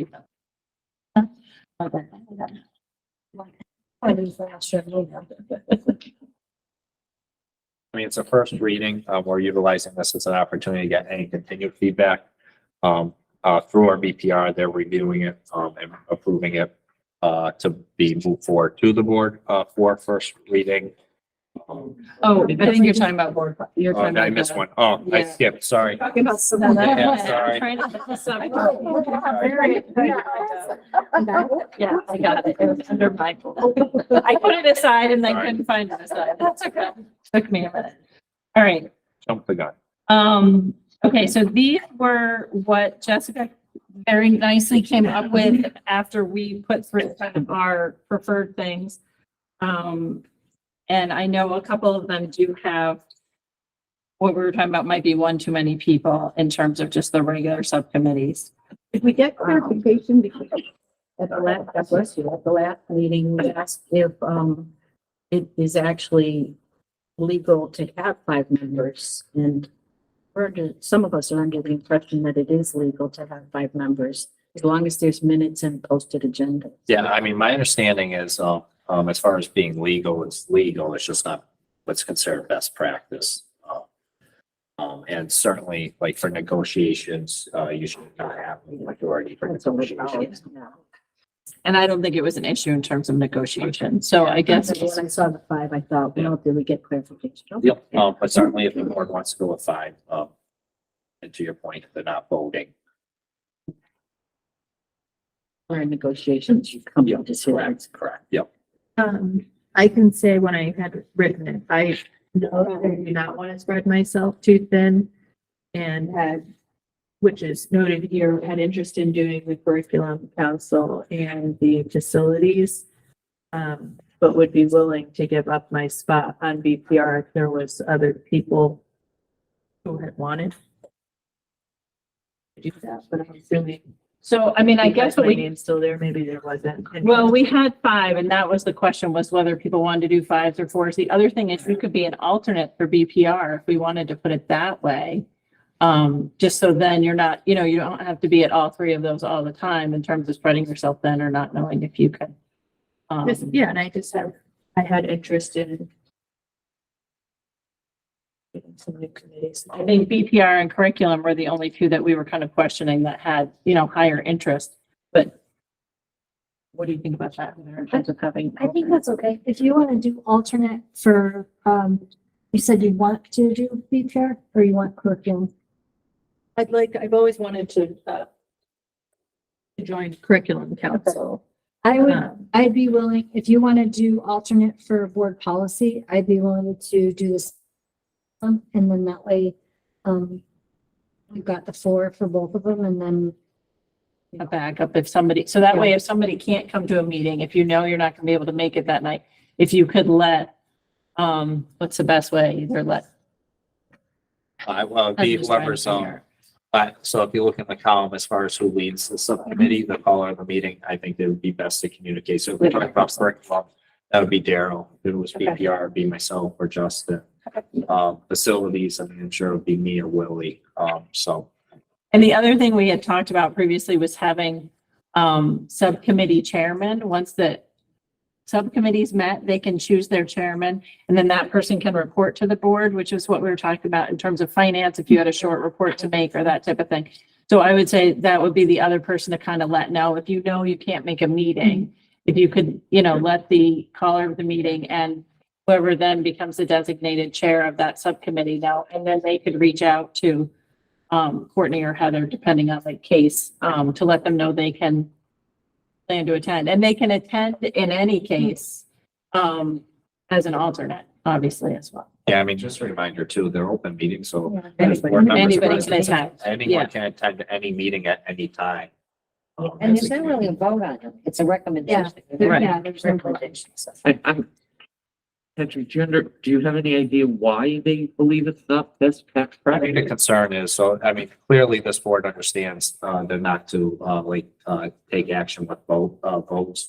But like, if anyone like recently went to the K Caps, conference, like you hear all types of stories where, you know, I could imagine in cases they do take votes.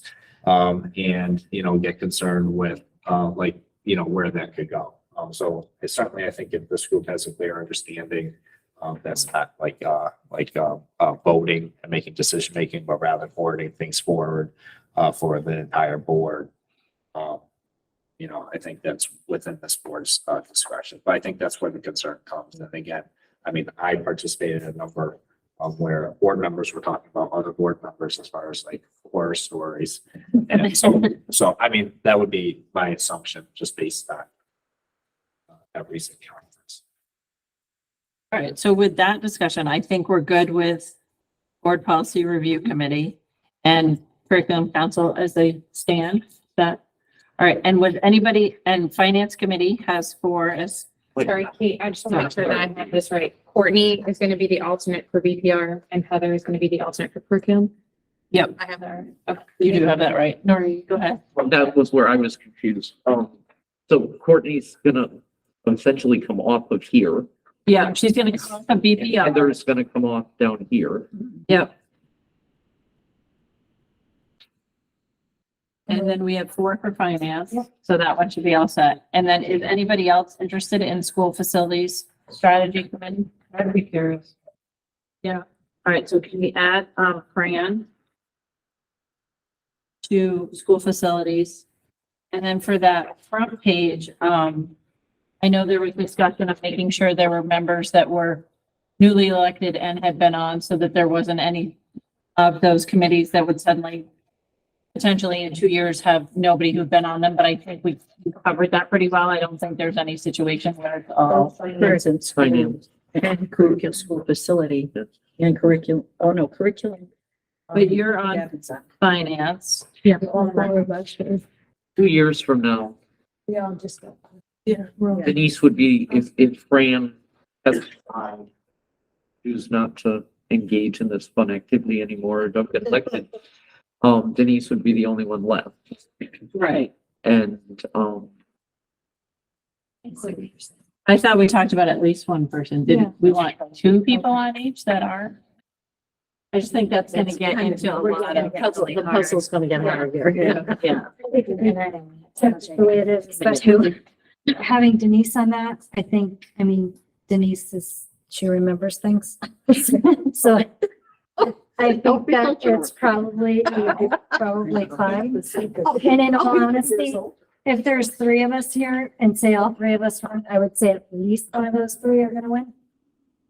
I hate to use the word win, but. come back Are gonna on board. continue. Continue, thank you. That would be better, more appropriate way of saying. it. So, I don't know. That's just my opinion. As long as the new members are welcomed, I can use that's. All right, and then athletic council, we have 3, so that should be fine. You can add me back to administrators negotiations, because I know I was on there originally.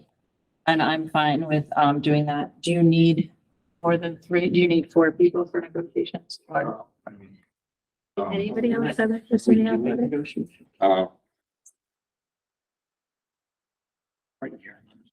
We did 2 year, and then, administrator, so. Oh, no, that's right. It Administrative is, and yeah, cafeteria because it's was 2 on there. years and they always start the fall before. That is right. Yeah. Sorry, I have 2024 and I have spring in my, but that is correct. They would be starting in the fall. I will tell you, I mean, based on past, that's been, a pretty good group to work with. It has not been contentious. It's usually a few meetings and then Yeah. it's kind of wrapped up. That one's one of the easier negotiations to, to be on. I will.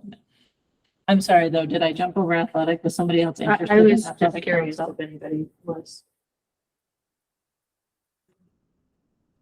All right, and then, so administrators, if we're good with 3, I'm willing to do that. For cafeteria, we do need a couple other people. I can be on that one as well. That's fine for cafeteria negotiations. But since no one, You can throw me back on. I mean, another option with the negotiations, because they're a ways away, Yeah. is people's schedules and stuff change. I mean, I know that like we've revisited, like we can keep them empty and then like as. yeah, I was just gonna do those 2. So in all, yeah, I was just gonna do those 2 where they were the next 2 coming up, but then I was gonna leave the other ones until we get closer to. Does that make sense to everybody? Sorry, Kate, who was the second person? Heather said she would do cafeteria as well. Thank you. So for all of the ones starting in 2025, are we gonna vote on those or do you want to just leave those? We're gonna leave those blank for now. That's what we were saying. For the negotiation ones, we don't need to fill those out right now. We can kind of work through that as we get closer with schedules. But do we need one more for cafeteria or are you comfortable with leaving it for now? We can always revisit because we have a lot going on with cafeteria. Yeah, I mean, things may change. Correct. Okay. I think like revisiting as we go, I think we'll know more by March. And then we can reevaluate where we are. Okay, so that's fine. So then the next few that I'll say negotiations, we don't need to worry about. Family Resource Center, Betsy has been on there and Gabby also. You said you'd have interest in that one as well. And that just meets quarterly, I believe. Kate, I have a question. Do they have their meetings established and what do they let know? It's Kate, Kate, Magley. she's the Magley, who director. usually Yeah. does contact us about it. So she'll contact you and you'll let us know when those. meetings are. So what we'll do is, Jessica will notify Kate who the, members are. And then she'll communicate directly, with those members, Okay. when, the meeting is. I was on that committee for a little bit and she was really good about. Yeah, communicating. when- And I think it has been, it was Zoom for a while, but I don't know if it's back in person. I'm pretty sure she doesn't have her dates either, yeah. Oh, okay, all right. I went to one that, you and I went to one that was in person. Yeah, I was just trying to remember. Yeah. Yeah, okay. And then Board of Finance liaison, Heather, you're still gonna. And then Board of Selectmen, I know Courtney, you had said you were interested in doing that. Gabby, were you interested as well? So that's attending the Board of Selectmen's meetings. And then just kind of, You want to alternate? I was gonna suggest that, Pick, if you wanted to pick like. First or third or what have you? Yeah, I think that would be easier for both of us. Okay. and then if there's something you can't make, either one of you, feel free to contact me because I can do Board of Selectmen as well. I was kind of anticipating that, so that's not a problem. And so it's just kind of attending those meetings and just kind of being aware if there's discussions where they bring up, you know, just to let us know what's going on, but it's not to speak as, you know, at a Board of Selectmen meeting as a Board of member per se. I don't know if you want to speak to that, but it's more just to let us know what's going on. Just like sometimes Board of Selectmen attend our meetings as a liaison. It's a similar thing. If there are items where the Board of Ed is on the agenda, then we would know that and Patrick would be attending as well. But this is just more of a liaison situation. I'll do the first and I'll do the third. All right, sounds good. And then on the next page, we have CIP liaison.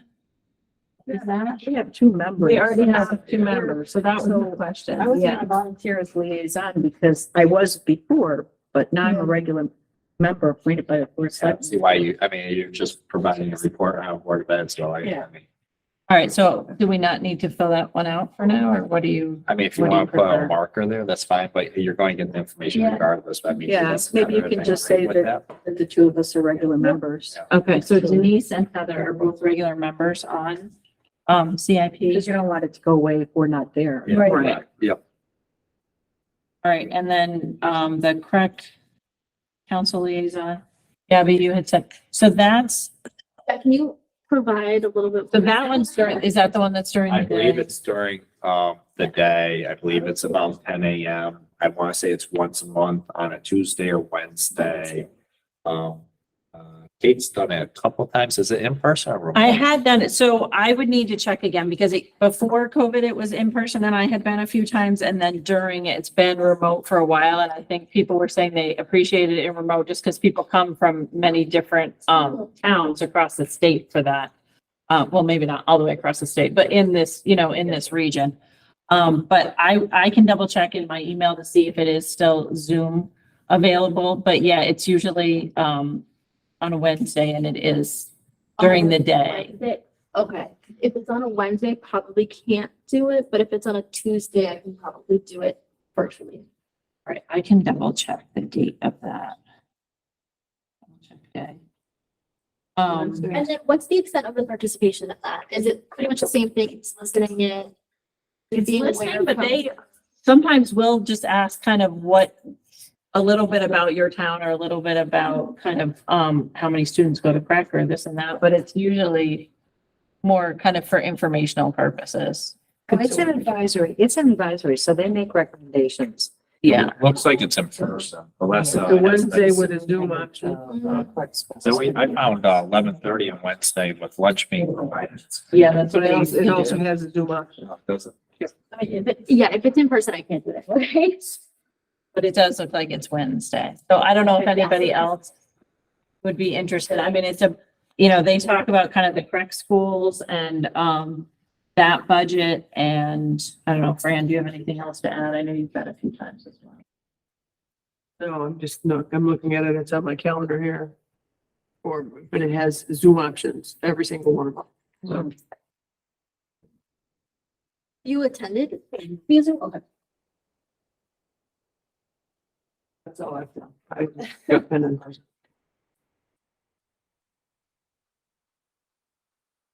So do you want to see? No one else is like jumping in. You can't do it. All right. Is anybody else available to do that on Wednesdays during the day? I know that's kind of tough. Betsy, do you go to those at all? I do. Just because of the correct? I do. And I think it's a that would be a conflict. conflict of Yeah, I interest. think it's a Oh, conflict. okay, all right. Actually, I have been invited because I have to speak on budgets, Okay. on my budgets, but not as, So you can't be a speaker and I cannot be a participant. speaker. Ask your own questions to yourself. Exactly. All right, we may have to revisit that then, Yeah. in terms of commitment, because I know it's tough for me too, but I can get to it. I can follow up. Greg Florio, Yeah. had, emailed me recently. I actually asked, that's how I know it's a conflict. That's what he said. But I can reach out and just share that based on the time. I know he was considering maybe looking at evening option, but, I mean, if you go on the website, it's not listed there. Yeah. All right, and then pension board, Fran, it looks like there might be interest in, so who wants to, I was on it for a long time, and had experience in it, so I really haven't seen the whole, what's going on now, and would be interested. I'm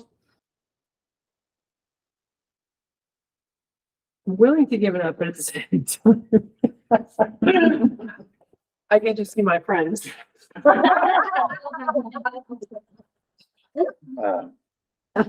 So my interest is that, I heard that like maybe 20 years ago when our pension, this is a little known back, the town's pension plan was life insurance policies on all of our employees. And they were, when they retired, they got either the cash equivalent or continued life insurance policy themselves. So I was instrumental in converting that to like real investments. So I'd be interested to see what the investments are now. Yeah, that's what we have. Yeah. Bob and. I think it's the Bob and Bob show. Wanna split it? I don't care. It's quarterly, isn't it? Yeah. Okay. Yeah. I get to see everything. Okay. all right, so they may work that out in terms of quarterly meetings. I'll take the first one and then we'll start rolling. Sounds like fun. That we're just, Yeah. okay. Got it. And then teacher of the year, what this is a committee that meets and reviews the recommendations from, I believe the principals usually put forth their nominations for teachers of the year from each school. And then the committee kind of reviews those and discusses that. And so it meets. What do we meet? Once? I was gonna say maybe twice. Is it just one time? I thought yeah, okay. I've never been, but I've always been on it, so I must. I have never- done it. Yeah, I've never received any information about when it would be, but I just, So years ago, the way it used to work was it was also the curriculum council. So I think every member of the curriculum council was also a member of teacher of the year. So it was part of that group. But it's essentially. That makes sense. So that would make sense, but I didn't realize that. So there you go. So curriculum council,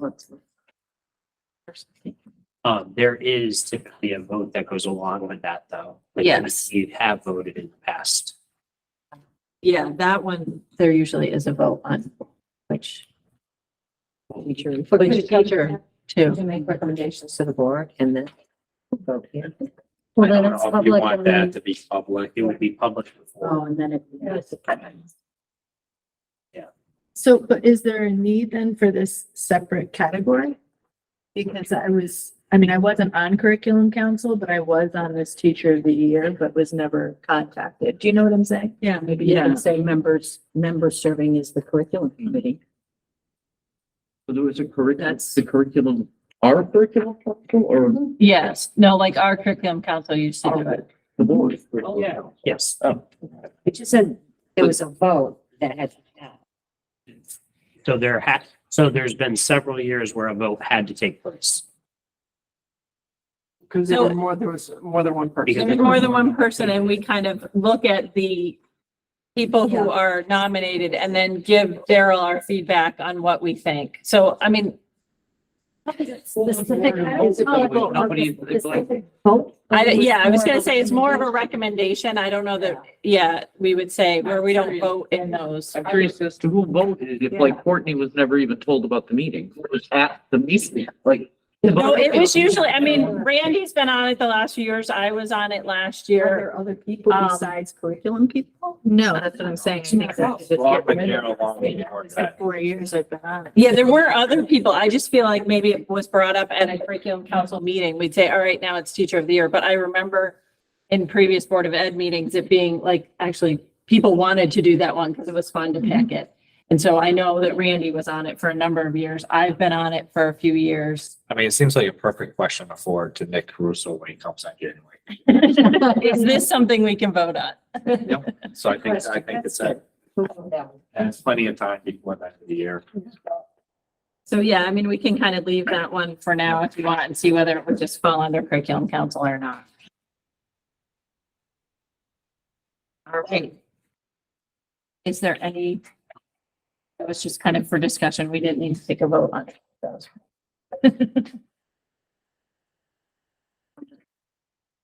All right, now, Patrick, after all that, you can make your presentation on BP, the board policy review for the series that is included as. Yes. So this has gone through BPR as far as revisions feedback. So what you have is a first reading. We're not asking for a vote. If there's any additional feedback at this time, certainly we'll take that between Justin and myself. I'll put that in or bring it back to BPR. As it's been shared previous, this process is going to go through each series, starting with the 0 series all the way through the 9,000 series. To essentially revamp our entire policies and streamline them in a way that's much easier to access and understand. So this is the first 2 series with that. So we already did the 1,000 series too. So this is the second one. And certainly we'll take any feedback. If it looks good, it'll come back later for a vote. Every series has been reviewed. Just a quick question. Since you just meet on like, are there themes to each of the series in terms of like policies? Yes, so it should be in your packet, be labeled. Oh, that's like the missions, goals, objectives. Okay, got it. Correct, like 2000, I know is administration. Pardon me if I can't remember the 0 because I know we're eliminating it. On the first, on that first page, it has these ones. Yours was mission goals and objectives. Got it, okay. And then 2000. One thing I might quickly add on that, when you consider, if you have questions about why we're eliminating a lot of these series, the very first one on the mission goals objectives, the code of ethics 0050. If you read that carefully, you see that this dates back to 1977. So again, it's something that's not just outdated, but perhaps antiquated. And I don't know which page it's on right now, but did you ever find out an answer about the 20 days on the sexual harassment? I will get back to you on that one. I neglected to follow up on that. On that. In general, observation, I started to go through them. I honestly got a little confused, because we're deleting a lot of things because they're addressed in another series like 9,000 or 4,000 or whatever. I haven't seen 9,000, 4,000 or 5,000, so me saying okay to delete this when I don't see. Well, that's why we're voting on them now. We're voting on it all at the same time. These are still standing now, and when we get the full, going through them methodically so that when we get the full series of them all done, it will make sense and tie in. So until that point, this is the first reading and these things will still stand. So if there's a question for anything, and then at the end, when we go through the full book and get it down to what it ought to be, it should make sense at that point. And then at that point, we will go through all of them together and see what the final result is. And then say, this is what we want. And then be able to vote on it. That's fine. And was my if you guys are methodically going through it, Yeah. that's fine by me. But I can't really contribute anything right now because I don't know what that is. So this was good by me as long as you guys are doing it that way. It's kind of a keep the faith thing. We're sort of in the same spot. Right. And so I don't have anything to address in any of this because I don't know. I guess just for like minor reference, So it's fine. do you happen to know like the theme of series like 9,000, 4,000? Like I don't know if you have it in front of you. It's off the top of your head. So our board policies are all listed on our website under the Board of Education page. If you click there, it has them all. I don't have them memorized. I was gonna say, I know where it is, I just don't have it. 4,000 is personnel, 5,000, like that sort of thing. They're all listed. Yeah, I think Business, finance. one thing I'd like to add though is if you go on our website, that's where our current policies are. The policies that we're adopting are Shipman Goodwin. And the series don't necessarily match up identically. So That's correct. for example, for Shipman Goodwin, the 1,000 series is community board operation, 2,000 is administration, 3,000 is business, which I can tell you our finance subcommittee is reviewing right now, along with BPR. 4,000 is personnel, 5,000 is students, 6,000 is instruction. There actually is no 7 or 8, but that allows you to differentiate in case you have something in our current policies. I believe the 7,000 or 8,000 has some things on facilities, which are covered, for example, in operation or business.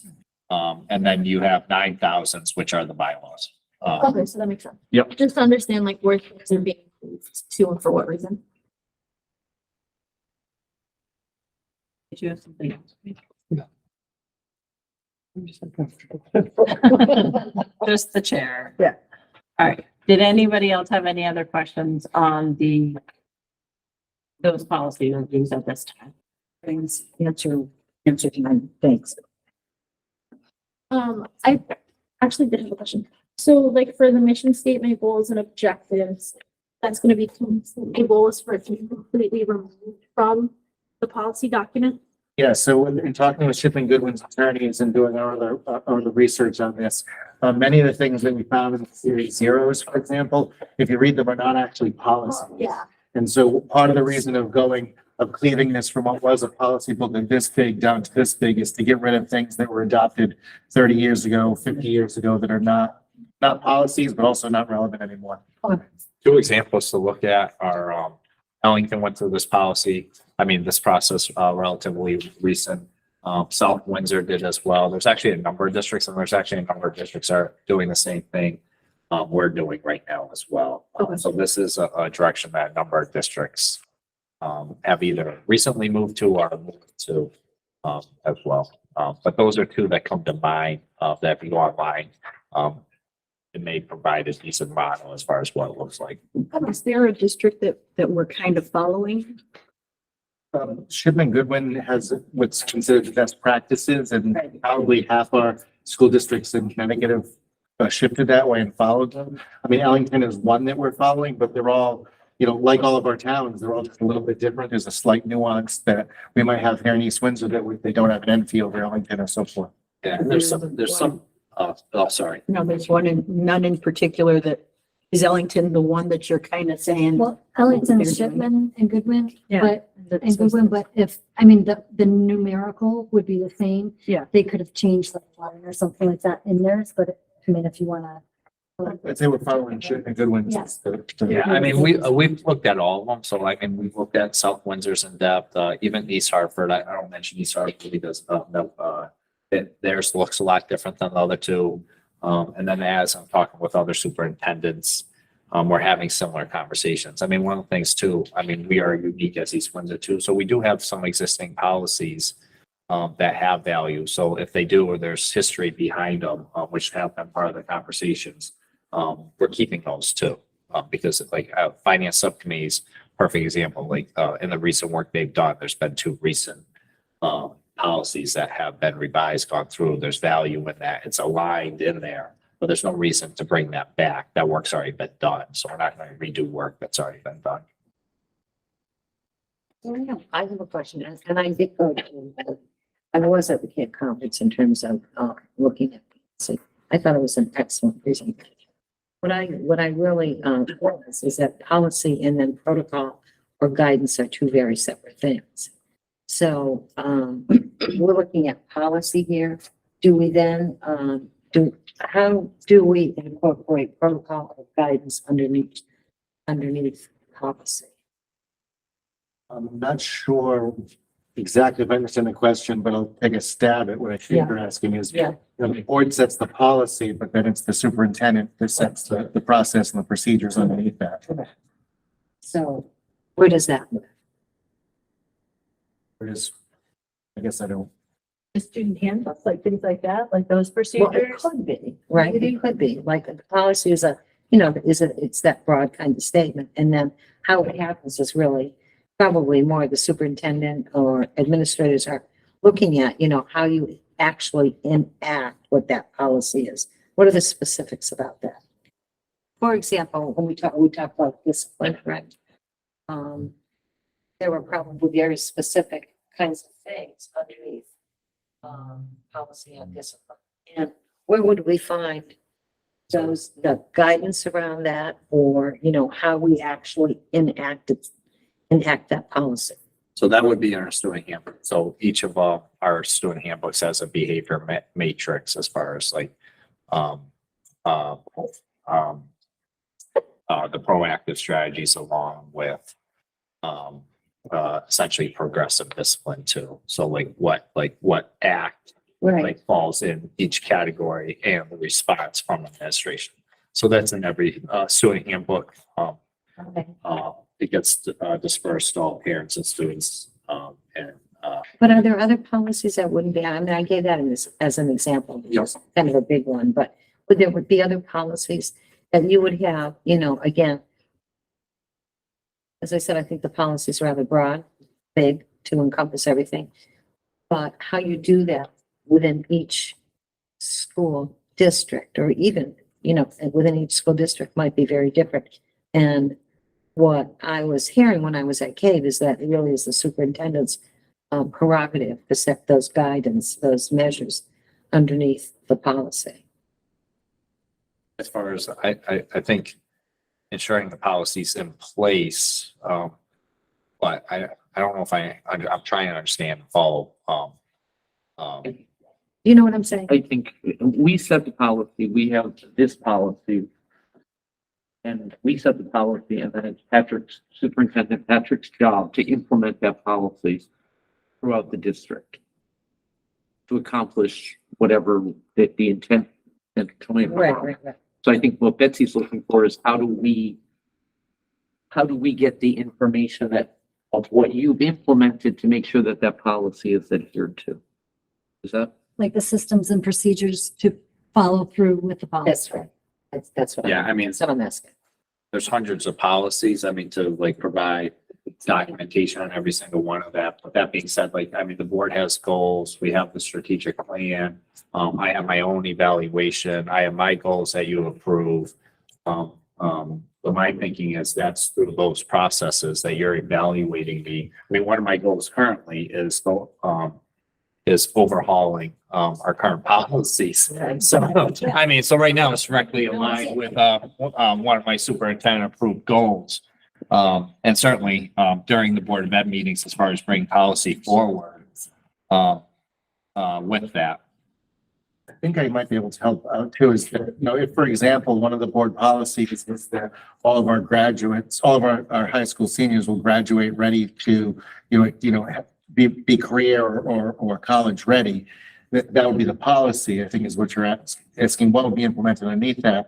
Then that would be whatever career and tech programs that the high school has implemented under the superintendent's direction, what pathways programs we've adopted, what, that sort of, I think that's, if you're looking for where is the proof of how that ties in. Yeah. Does that sort of answer what you're? Kind of getting a little bit, but I think what I was, and to your point, Patrick, and this is well implemented in terms of, because when I looked at our policies, what I would say is not policies. I would look at like intervention measure. It wasn't a policy. It was a procedure. It was an action. It wasn't bigger. So that's good. Some of those are being taken out and we're just looking at policy. But again, I'm kind of looking at, looking at what, Can I see if maybe I'm under, like if we have, say, the technology policy and it says this, that, and the other thing about just say cell phones. yeah, How do those procedures then get to, That's like, how do good. the That's a good teachers question. handle that's that right. policy in itself? But Like, that's how does that information get to?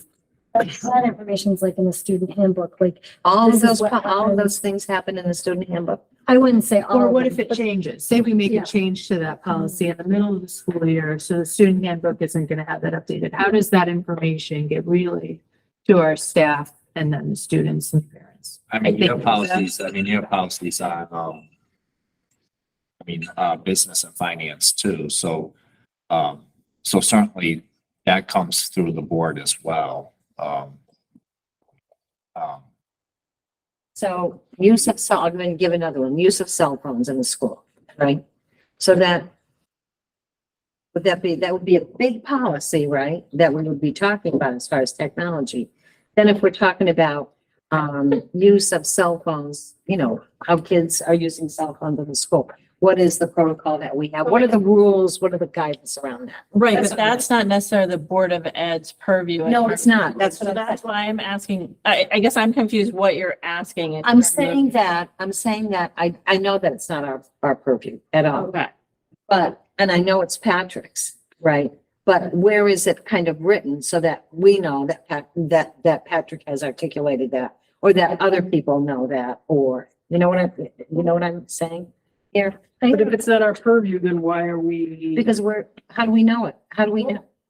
I hear what you're saying and I understand that. I think it's just based on, like, that's his job description, is to follow policy procedures. I mean, it's part of his job as a superintendent to do that. That's how I interpret it. I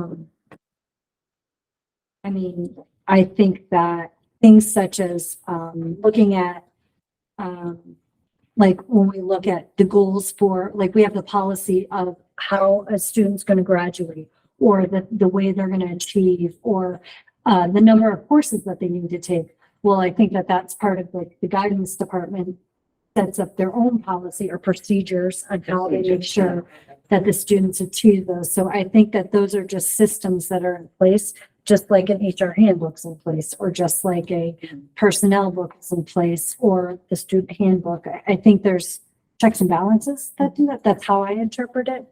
I mean, it's a good question to ask, but I think it's his job as superintendent. And if our students are having problems. Yeah, and I don't want to get involved in Yeah. that. I'm just wondering where it is. Yeah.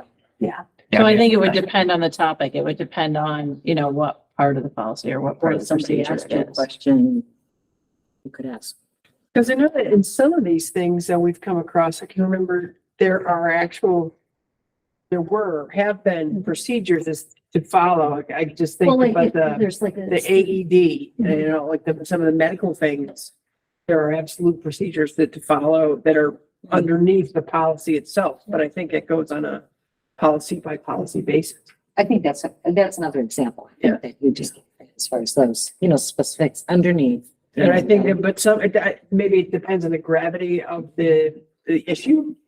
So whether or not, you know, if it's district wide, you could put it in a policy, but if it's Right. school wide, then it would probably be in the handbook. I think I recall at one point seeing a policy like on, say a student has, there's some kind of assault or something. There's, you know, who to contact, what do you do? Yeah. Et cetera, et cetera. So I think at this point, the gravity of the situation, I think there might be state law if that has to be. within the policy. Yeah. So I think, Is that someplace? It will happen someplace after. Yeah, it's in Yeah. different places, I think, depending on, you know, what we're talking. We do need to kind of move this along in terms of the fact that Patrick does have a budget planning update, and we do have executive session tonight as well, and it is 9:30. So I'm just trying to figure out if we need to make a motion now to stay later, or if we I want mean, to do I your. think you know you're going to go past 10 at this point, so I think it makes the most sense just to make the motion so to go past 10. All right, so when the Board of Ed goes past 10 o'clock, we have to make a motion saying we're going to go past 10 o'clock. We have no Since we one have- watched. Still have a few things on our agenda. I would entertain a motion. I'll make a motion to extend our meeting past 10. Do I have a second? Second. All right, so the motion was made by Heather and seconded by Denise. All in favor of the motion to go past 10 o'clock this evening? Aye. Any opposed? I'll say nay. There are none. So- I'm opposed as well. Okay.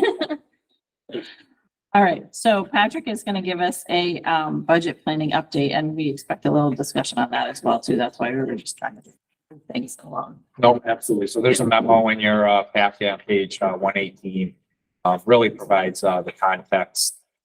Certainly, one of the things I've been doing with Ryan since October is meeting with all principals, administrators, department heads as far as going through and their need requests. We have all the needs submitted. So what Ryan and I will be doing over the next few weeks is going through those needs, those initial needs, and making revisions in preparation for the superintendent's proposed budget, which is due in January. Certainly, as I mentioned earlier in the meeting, I provided some of those dates. So both myself and the first selectman present our budgets. I believe it's February 7th. And they need to be submitted, I believe, 2 weeks prior. So certainly there's some drivers. I believe it's in the memo, but I mean, medical insurance is already coming in at a projected 7%. Certainly we hope that goes down, but we have to budget based on the number we have. Transportation initial, I know we'll talk about that later, but initial numbers are coming in at a 10% increase. When you take in contracts, and you take in step increases along with GWI, I mean, those can range anywhere from like 2.5% to 5%. Certainly, we talked about the increased special ed costs. So there's certainly going to be some challenges. Certainly, I know one of my primary responsibilities is to work with Ryan and put together a fiscally responsible budget. I'd be lost or remiss if I didn't, put this information for you. So one of the things I'd like to get from this group is certainly we have our Board of Ed goals, we have our strategic plan, but it's helpful for me as I take this next step going through the budget to understand the board members where they see the priorities and things they would like to for me to keep in mind, because obviously during this process it transitions from the superintendent's proposed budget to the BOE proposed budget. I'd like to see, with regard to the ESSER grants, that the funding, just for us to have pulled out whatever positions or monies or whatever that are going to be added into our budget because of this running out. Yeah. I think to have clarification on that would be really important for us. Are all the positions going to be funded by us, or are some of them, were they planned to be only funded by ESSER and then gone? Correct. Not all of them, but a number of them. So that would also be. It'll be a combination of both. Okay. Just a general observation. But where I'd like us to make sure we continue our concentration, I suppose. We've made some real headway in the past few years in our lower grades, in our kindergarten, first and second grade, and I believe it's showing in their test results. They, in comparison to our older kids, I'm not saying our older kids don't deserve the same thing, but I want to make sure that we continue everything we put in there to ensure that these kids moving forward and the kids coming behind them continue to start on a good place. And again, I'm not saying that the high school and the middle school kids are not as entitled and we should be able to do the same thing for them, but we've made some real progress. And I just want to make sure that we continue to focus there, or continue to strengthen that, so that as the kids are progressing through Broadbrook, they're at a place where going into the middle school, they're farther along. So, and I know in a lot of cases, sometimes it's thought of as the little kids are not as needy or is not as big of a priority because they're not reaching graduation. They're not, and so you need to try to focus. And for me personally, I think that's a backwards way of doing things. And we really have made progress, with those children.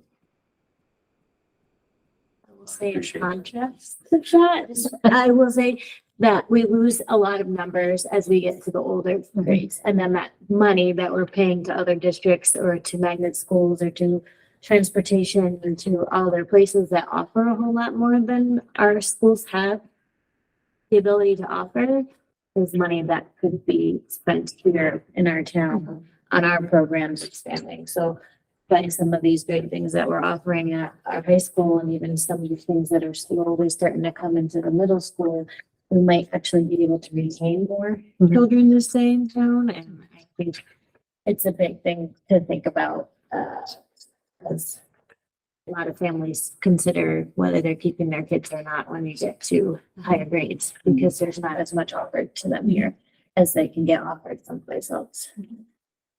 So, curriculum is huge, and some of these things that were been implemented in the last few years, I think are great, and the direction is great. Kids and parents are excited to see that the kids will have the ability to do some of these things that the surrounding towns have, or the Creek schools have, or the BOAG schools have, and keep more kids in our district. In the end, I think it's going to be helpful. I mean, I think everybody deserves everything. And I wish we had an endless budget that our kids could have the world here in town, but there's a little bit of both to that,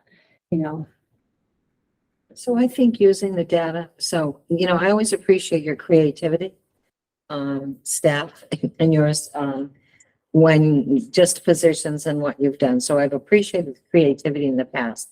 And I don't know how much more you can expand that, but it looks like that may be something that's going to have to occur, right, in the future, especially with ESSER and in some positions. So I also appreciate the fact that if you go back to staff and look at some of the data to say, what's really going well, right? And what do we want to make sure that we continue? That helps, I think, us kind of get a better understanding from your staff. Basically helps you be informed when we Absolutely. workshop. So I would appreciate that. To that point, Daryl, I think like our last curriculum, we had a really good, Math.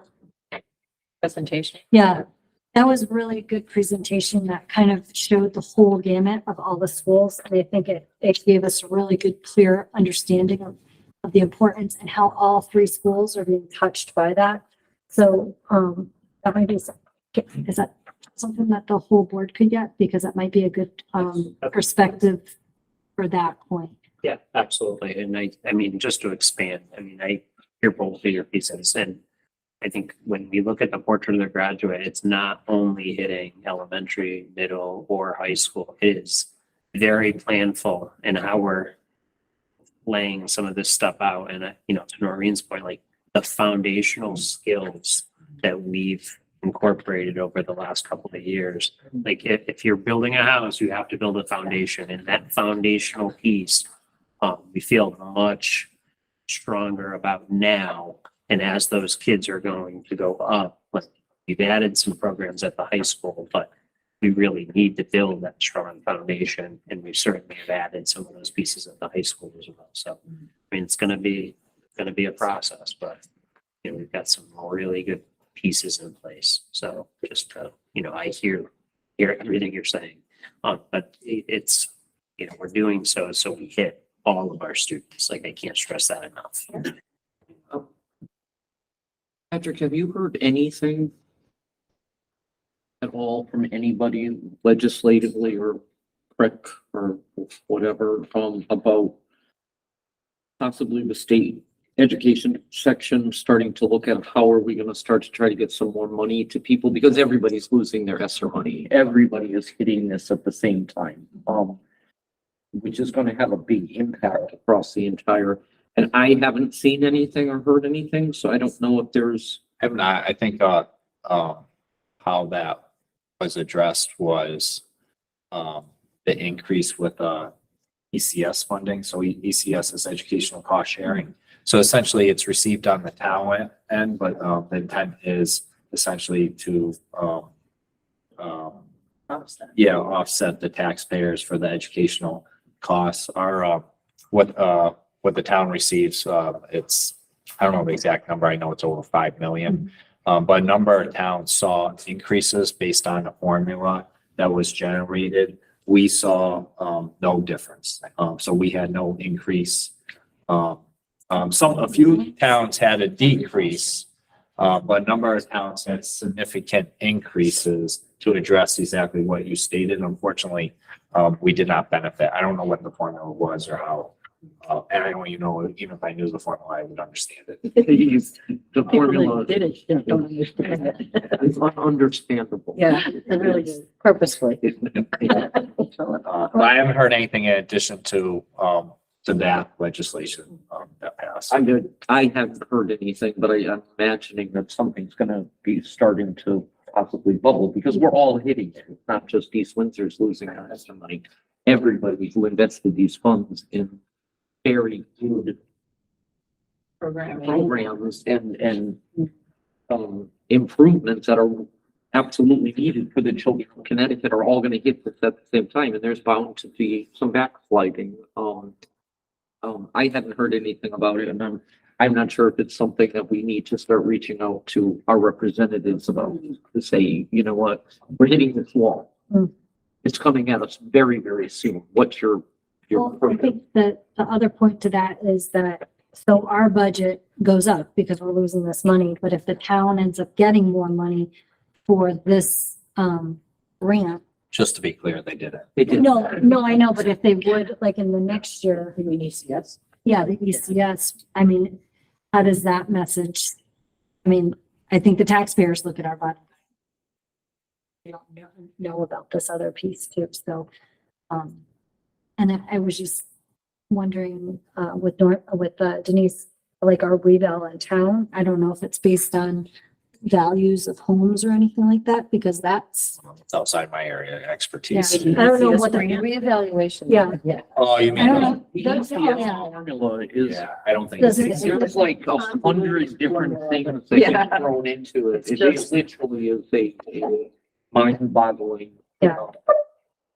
You can get it and you can try to calculate it. If you ever get there, The legislators. It's above my it's got to do with demographics. It's got to do with socioeconomic status. It's mind-boggling. It does have to do with town wealth too. Well, that's what I'm wondering, is if the values of our homes. Median incomes and then your grades based on the median income, you can't possibly calculate it. And so nobody can ever even actually prove it's correct.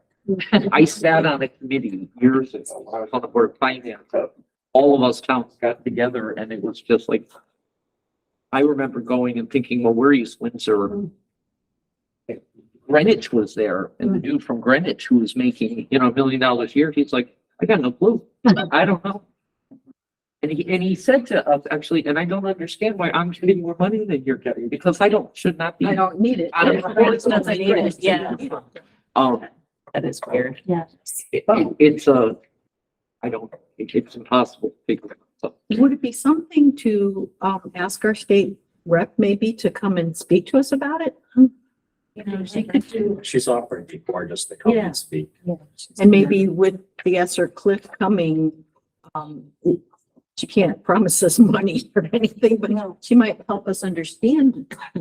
Because the town is gonna lose money too, because they have borrowed money too. So they're getting money from all of the stuff too. So they're also having some gaps, probably kind of what we're looking at. And then when you talk about reevaluation, so the way that it affects the average person probably is, your taxes are gonna be a little bit higher. If your taxes are a little bit higher, then you're gonna look at your Board of Education, right, which is a major part of spending. So it's, She might be able to. just as a general probably going way too deep into the weeds, but the way the budget process works is the revaluation is gonna happen. There will be appeals, there will be whatever's. A grand list will be developed. That grand list is what determines the amount of dollars that are necessary to be received. As your grand list grows because of this reval, your bill rate is going to drop because you don't need to collect as much. The problem becomes, there's a shift from commercial, there will be a shift from commercial assessment to the residential side. So residential people are going to get hit harder than Walmart, just because that's how the market is fluctuating. So the town has to make the decisions within that to get to where we need to get to. And unfortunately, because of the way the process works, you may not know the complete and total grand list numbers and what they're going to flush out to until the budget season is almost. It's almost done. over. Well, that's what I was just So- thinking when you were saying that. Yeah, it's gonna be tough. It's gonna be a rough year, but, Because if you think about all the people that are gonna file for appeals, how do you account for those values within your budget? You have to account for it, but those What they could change. values may change, so that's gonna be. Did anybody else, I mean, I know in the past, we've kind of talked about like the minority teacher program or like moving band to the elementary school, or are there other things that just kind of, I know those are kind of minutia, but they're also kind of big picture that that the board wants to see as part of the budget? That's kind of types of things we've talked about in the past. Yeah, I mean, just on some positive news on the teacher residency program, we received an email. There was additional grant funding for state funding to support that program. So I know Ryan went over his projections, but that will help. But we're receiving about 24,000 this year for the program, I believe 14,000. So, I mean, that's the majority of the cost of the program this year. And I want to say it's about approximately half the cost. Positive. Yeah. that is- from a generalized point, Kate, Yeah. I don't want us to go into anything intentionally taking things out. No, we have a teacher residency program. We've had it. Right. We need to maintain what we have. Yeah. And put in any improvements we can. And if we can't, and then we have to go fight for it. Right. When the time comes to fight for it. So, and I don't want to tell you, and I know the letter has come out that says it's 2%, you need to stay at 2% is what the town is asking for. For me personally, I get the theory, but these are our children and we need to educate them and we cannot be taking things away from them without at least giving it the best fight. And for me, again, I don't want to see our people, our administrators and everybody, it's probably not the right word, start dumbing down things because we're worried about money. I want to see forward moving. I would like to see, along with what Noreen said and Carrie said, I would like to see the status quo at the very least stay as is for so many reasons, but also from a staff perspective, because it's dangling the carrot and taking it away, dangling the carrot and taking it away. We've got, I mean, I'm just thinking of the music program, all the energy that Ms. Stinson and Ms. Caprillion have put into what we currently have. And if we had to cut that back, those two ladies would be devastated. And the efforts that they put into it, it's Yeah, no, I totally agree that there's some programs that we've supported more recently, like music and art, that I would really like Yeah. to see supported at the if we same like, if we levels. have to hold steady, then hold steady Yeah. where we are. But I really, let's at least, the very least, see what we have with what we have.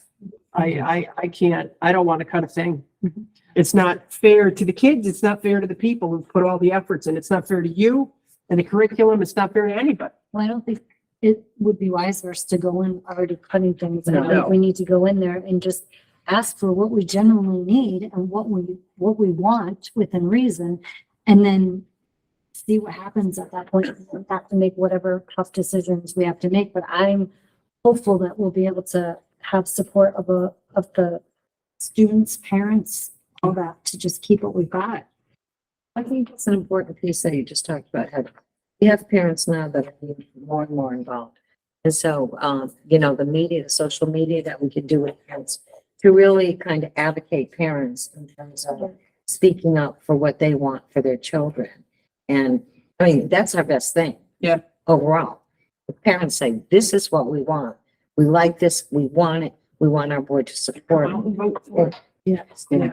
Show up at a meeting, because we would love this, meetings, when the initial parent meeting to start the budget process off, it's just, most of the time, it's crickets. Just come and, So I have a whole different take on it. I'm not here about what we have going on is great.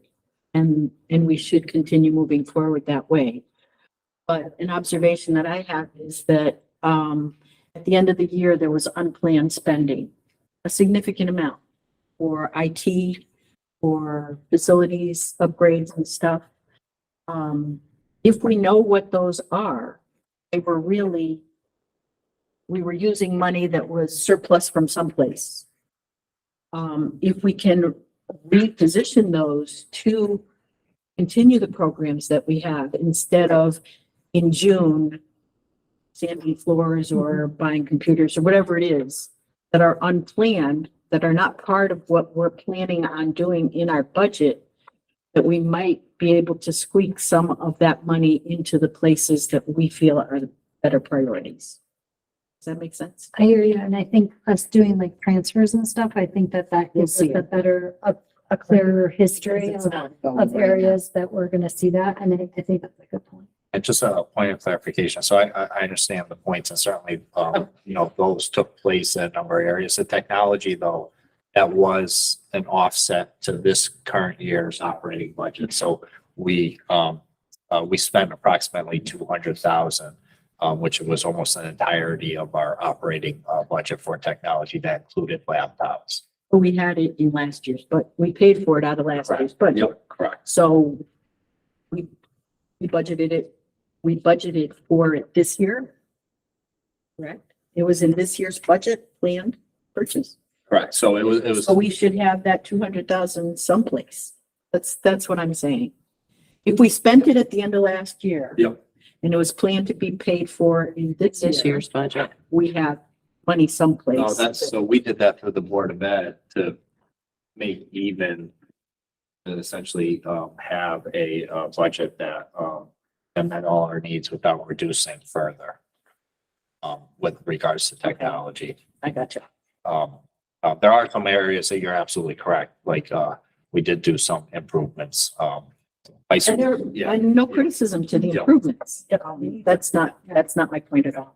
But I think, Patrick, just knowing where the ESSER money, I agree with Heather too. Knowing where the ESSER money is definitely, coming from.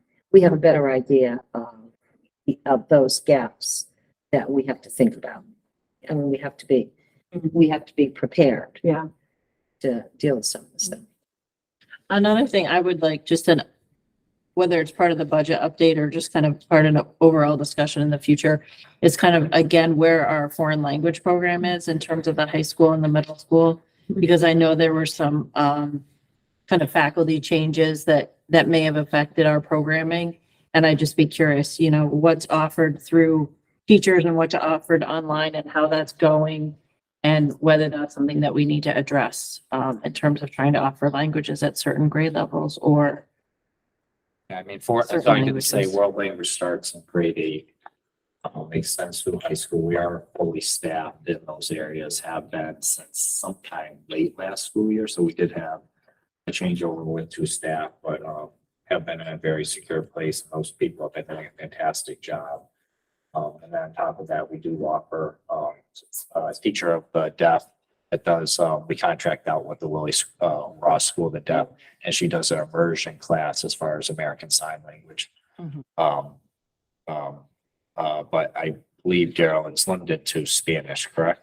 Yeah, and actually at the next curriculum council, there's multiple courses that would be going into the foreign language. I believe 2 of the courses would help students achieve college credit, one of them being in Italian. So there are other options Okay, because I was just curious about that in terms of like what eighth graders' options are, what ninth graders' options are, if we're exploring going younger than eighth grade or kind of where we're at. Yeah, I mean, ideally, vision wise, we would love to see, world language expanded, even into the elementary. Yeah. You provide this, and this is probably not the year to explore. But I mean, long-term vision, that is something that's, certainly, conscientious. So. I have one last. Did anybody, yeah. Patrick, if you can squeeze in like the engineering plans for my pool.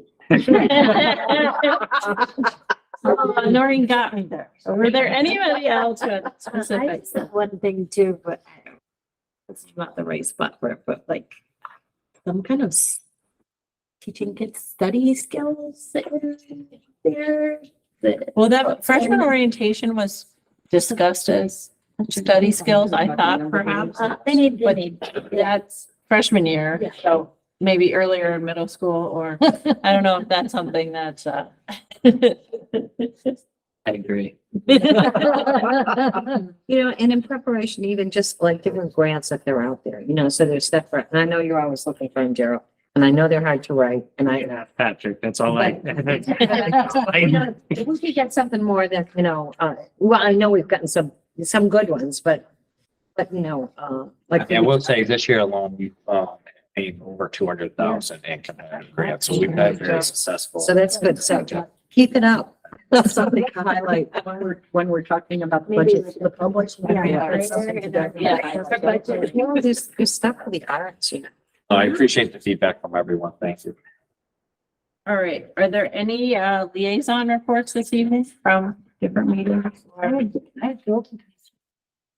It was a special meeting and it was just to, approve the Scout Hall, contract. Anybody else? Go ahead. You know how their holidays go last week. Actually, Courtney, Fran, and I were all elves on the same day. It was so much fun. Actually, Catherine came in and visited us in the cafeteria in our camp while we were being little elves. It was, as far as, a successful fundraiser for PTO, I don't think that's the intent of it. But I think the joy on these kids' faces and their excitement, it's just precious. Absolutely precious.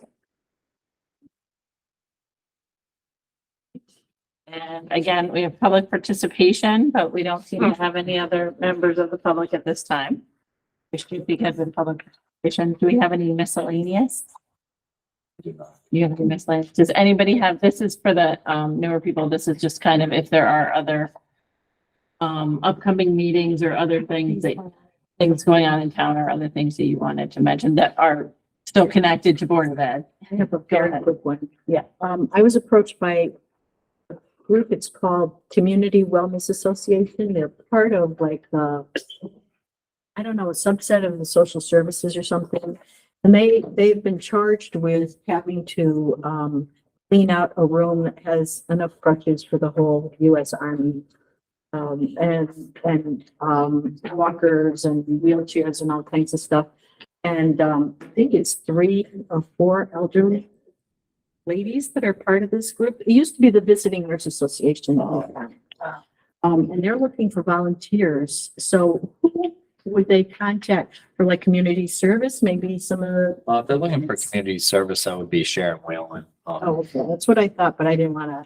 Thanks. Yep, no, absolutely. No, I remember the visiting nurse, because they would, contribute to the school in various ways. They used to do some type of donation to the middle school. Or maybe it was food drive when I was assistant principal there. They do holiday baskets and stuff. Yeah. It's now this group that does it. Thank you. All right, and then we had a few things in correspondence. Did you have anything you wanted to add in that? No, or I mean, just certainly, general? we're very pleased by the 2 teachers that obtained, the foundation grant awards. Our plan is to have them involved with a future, school report and provide the board an update as far as what those programmings, look like. I know, Mrs. Donahue, really wants to share with the board, like, her goals with the coding. So certainly very proud of obtaining those grants, and we look forward to how it benefits our kids. And it was nice to see the thank you correspondence concerning Veterans Day and kind of how that all went. So that was really good. So. Yeah, we've continued to get gratitude for that, sporadically. So it was a well-received event and certainly one that we plan on continuing. We do have need for an executive session tonight, but I do think we're gonna take a couple-minute break in case anybody else needs to leave the room or anything. But yeah, do we want to make a motion? I'll make a motion to go to executive sessions at 10:04. Do I have Yeah, do I have a second? Second, Courtney. All right, so Heather made the motion and Courtney seconded to go and do executive session. All in favor? Aye. Any opposed? All right, so we will take a 5-minute break now and then.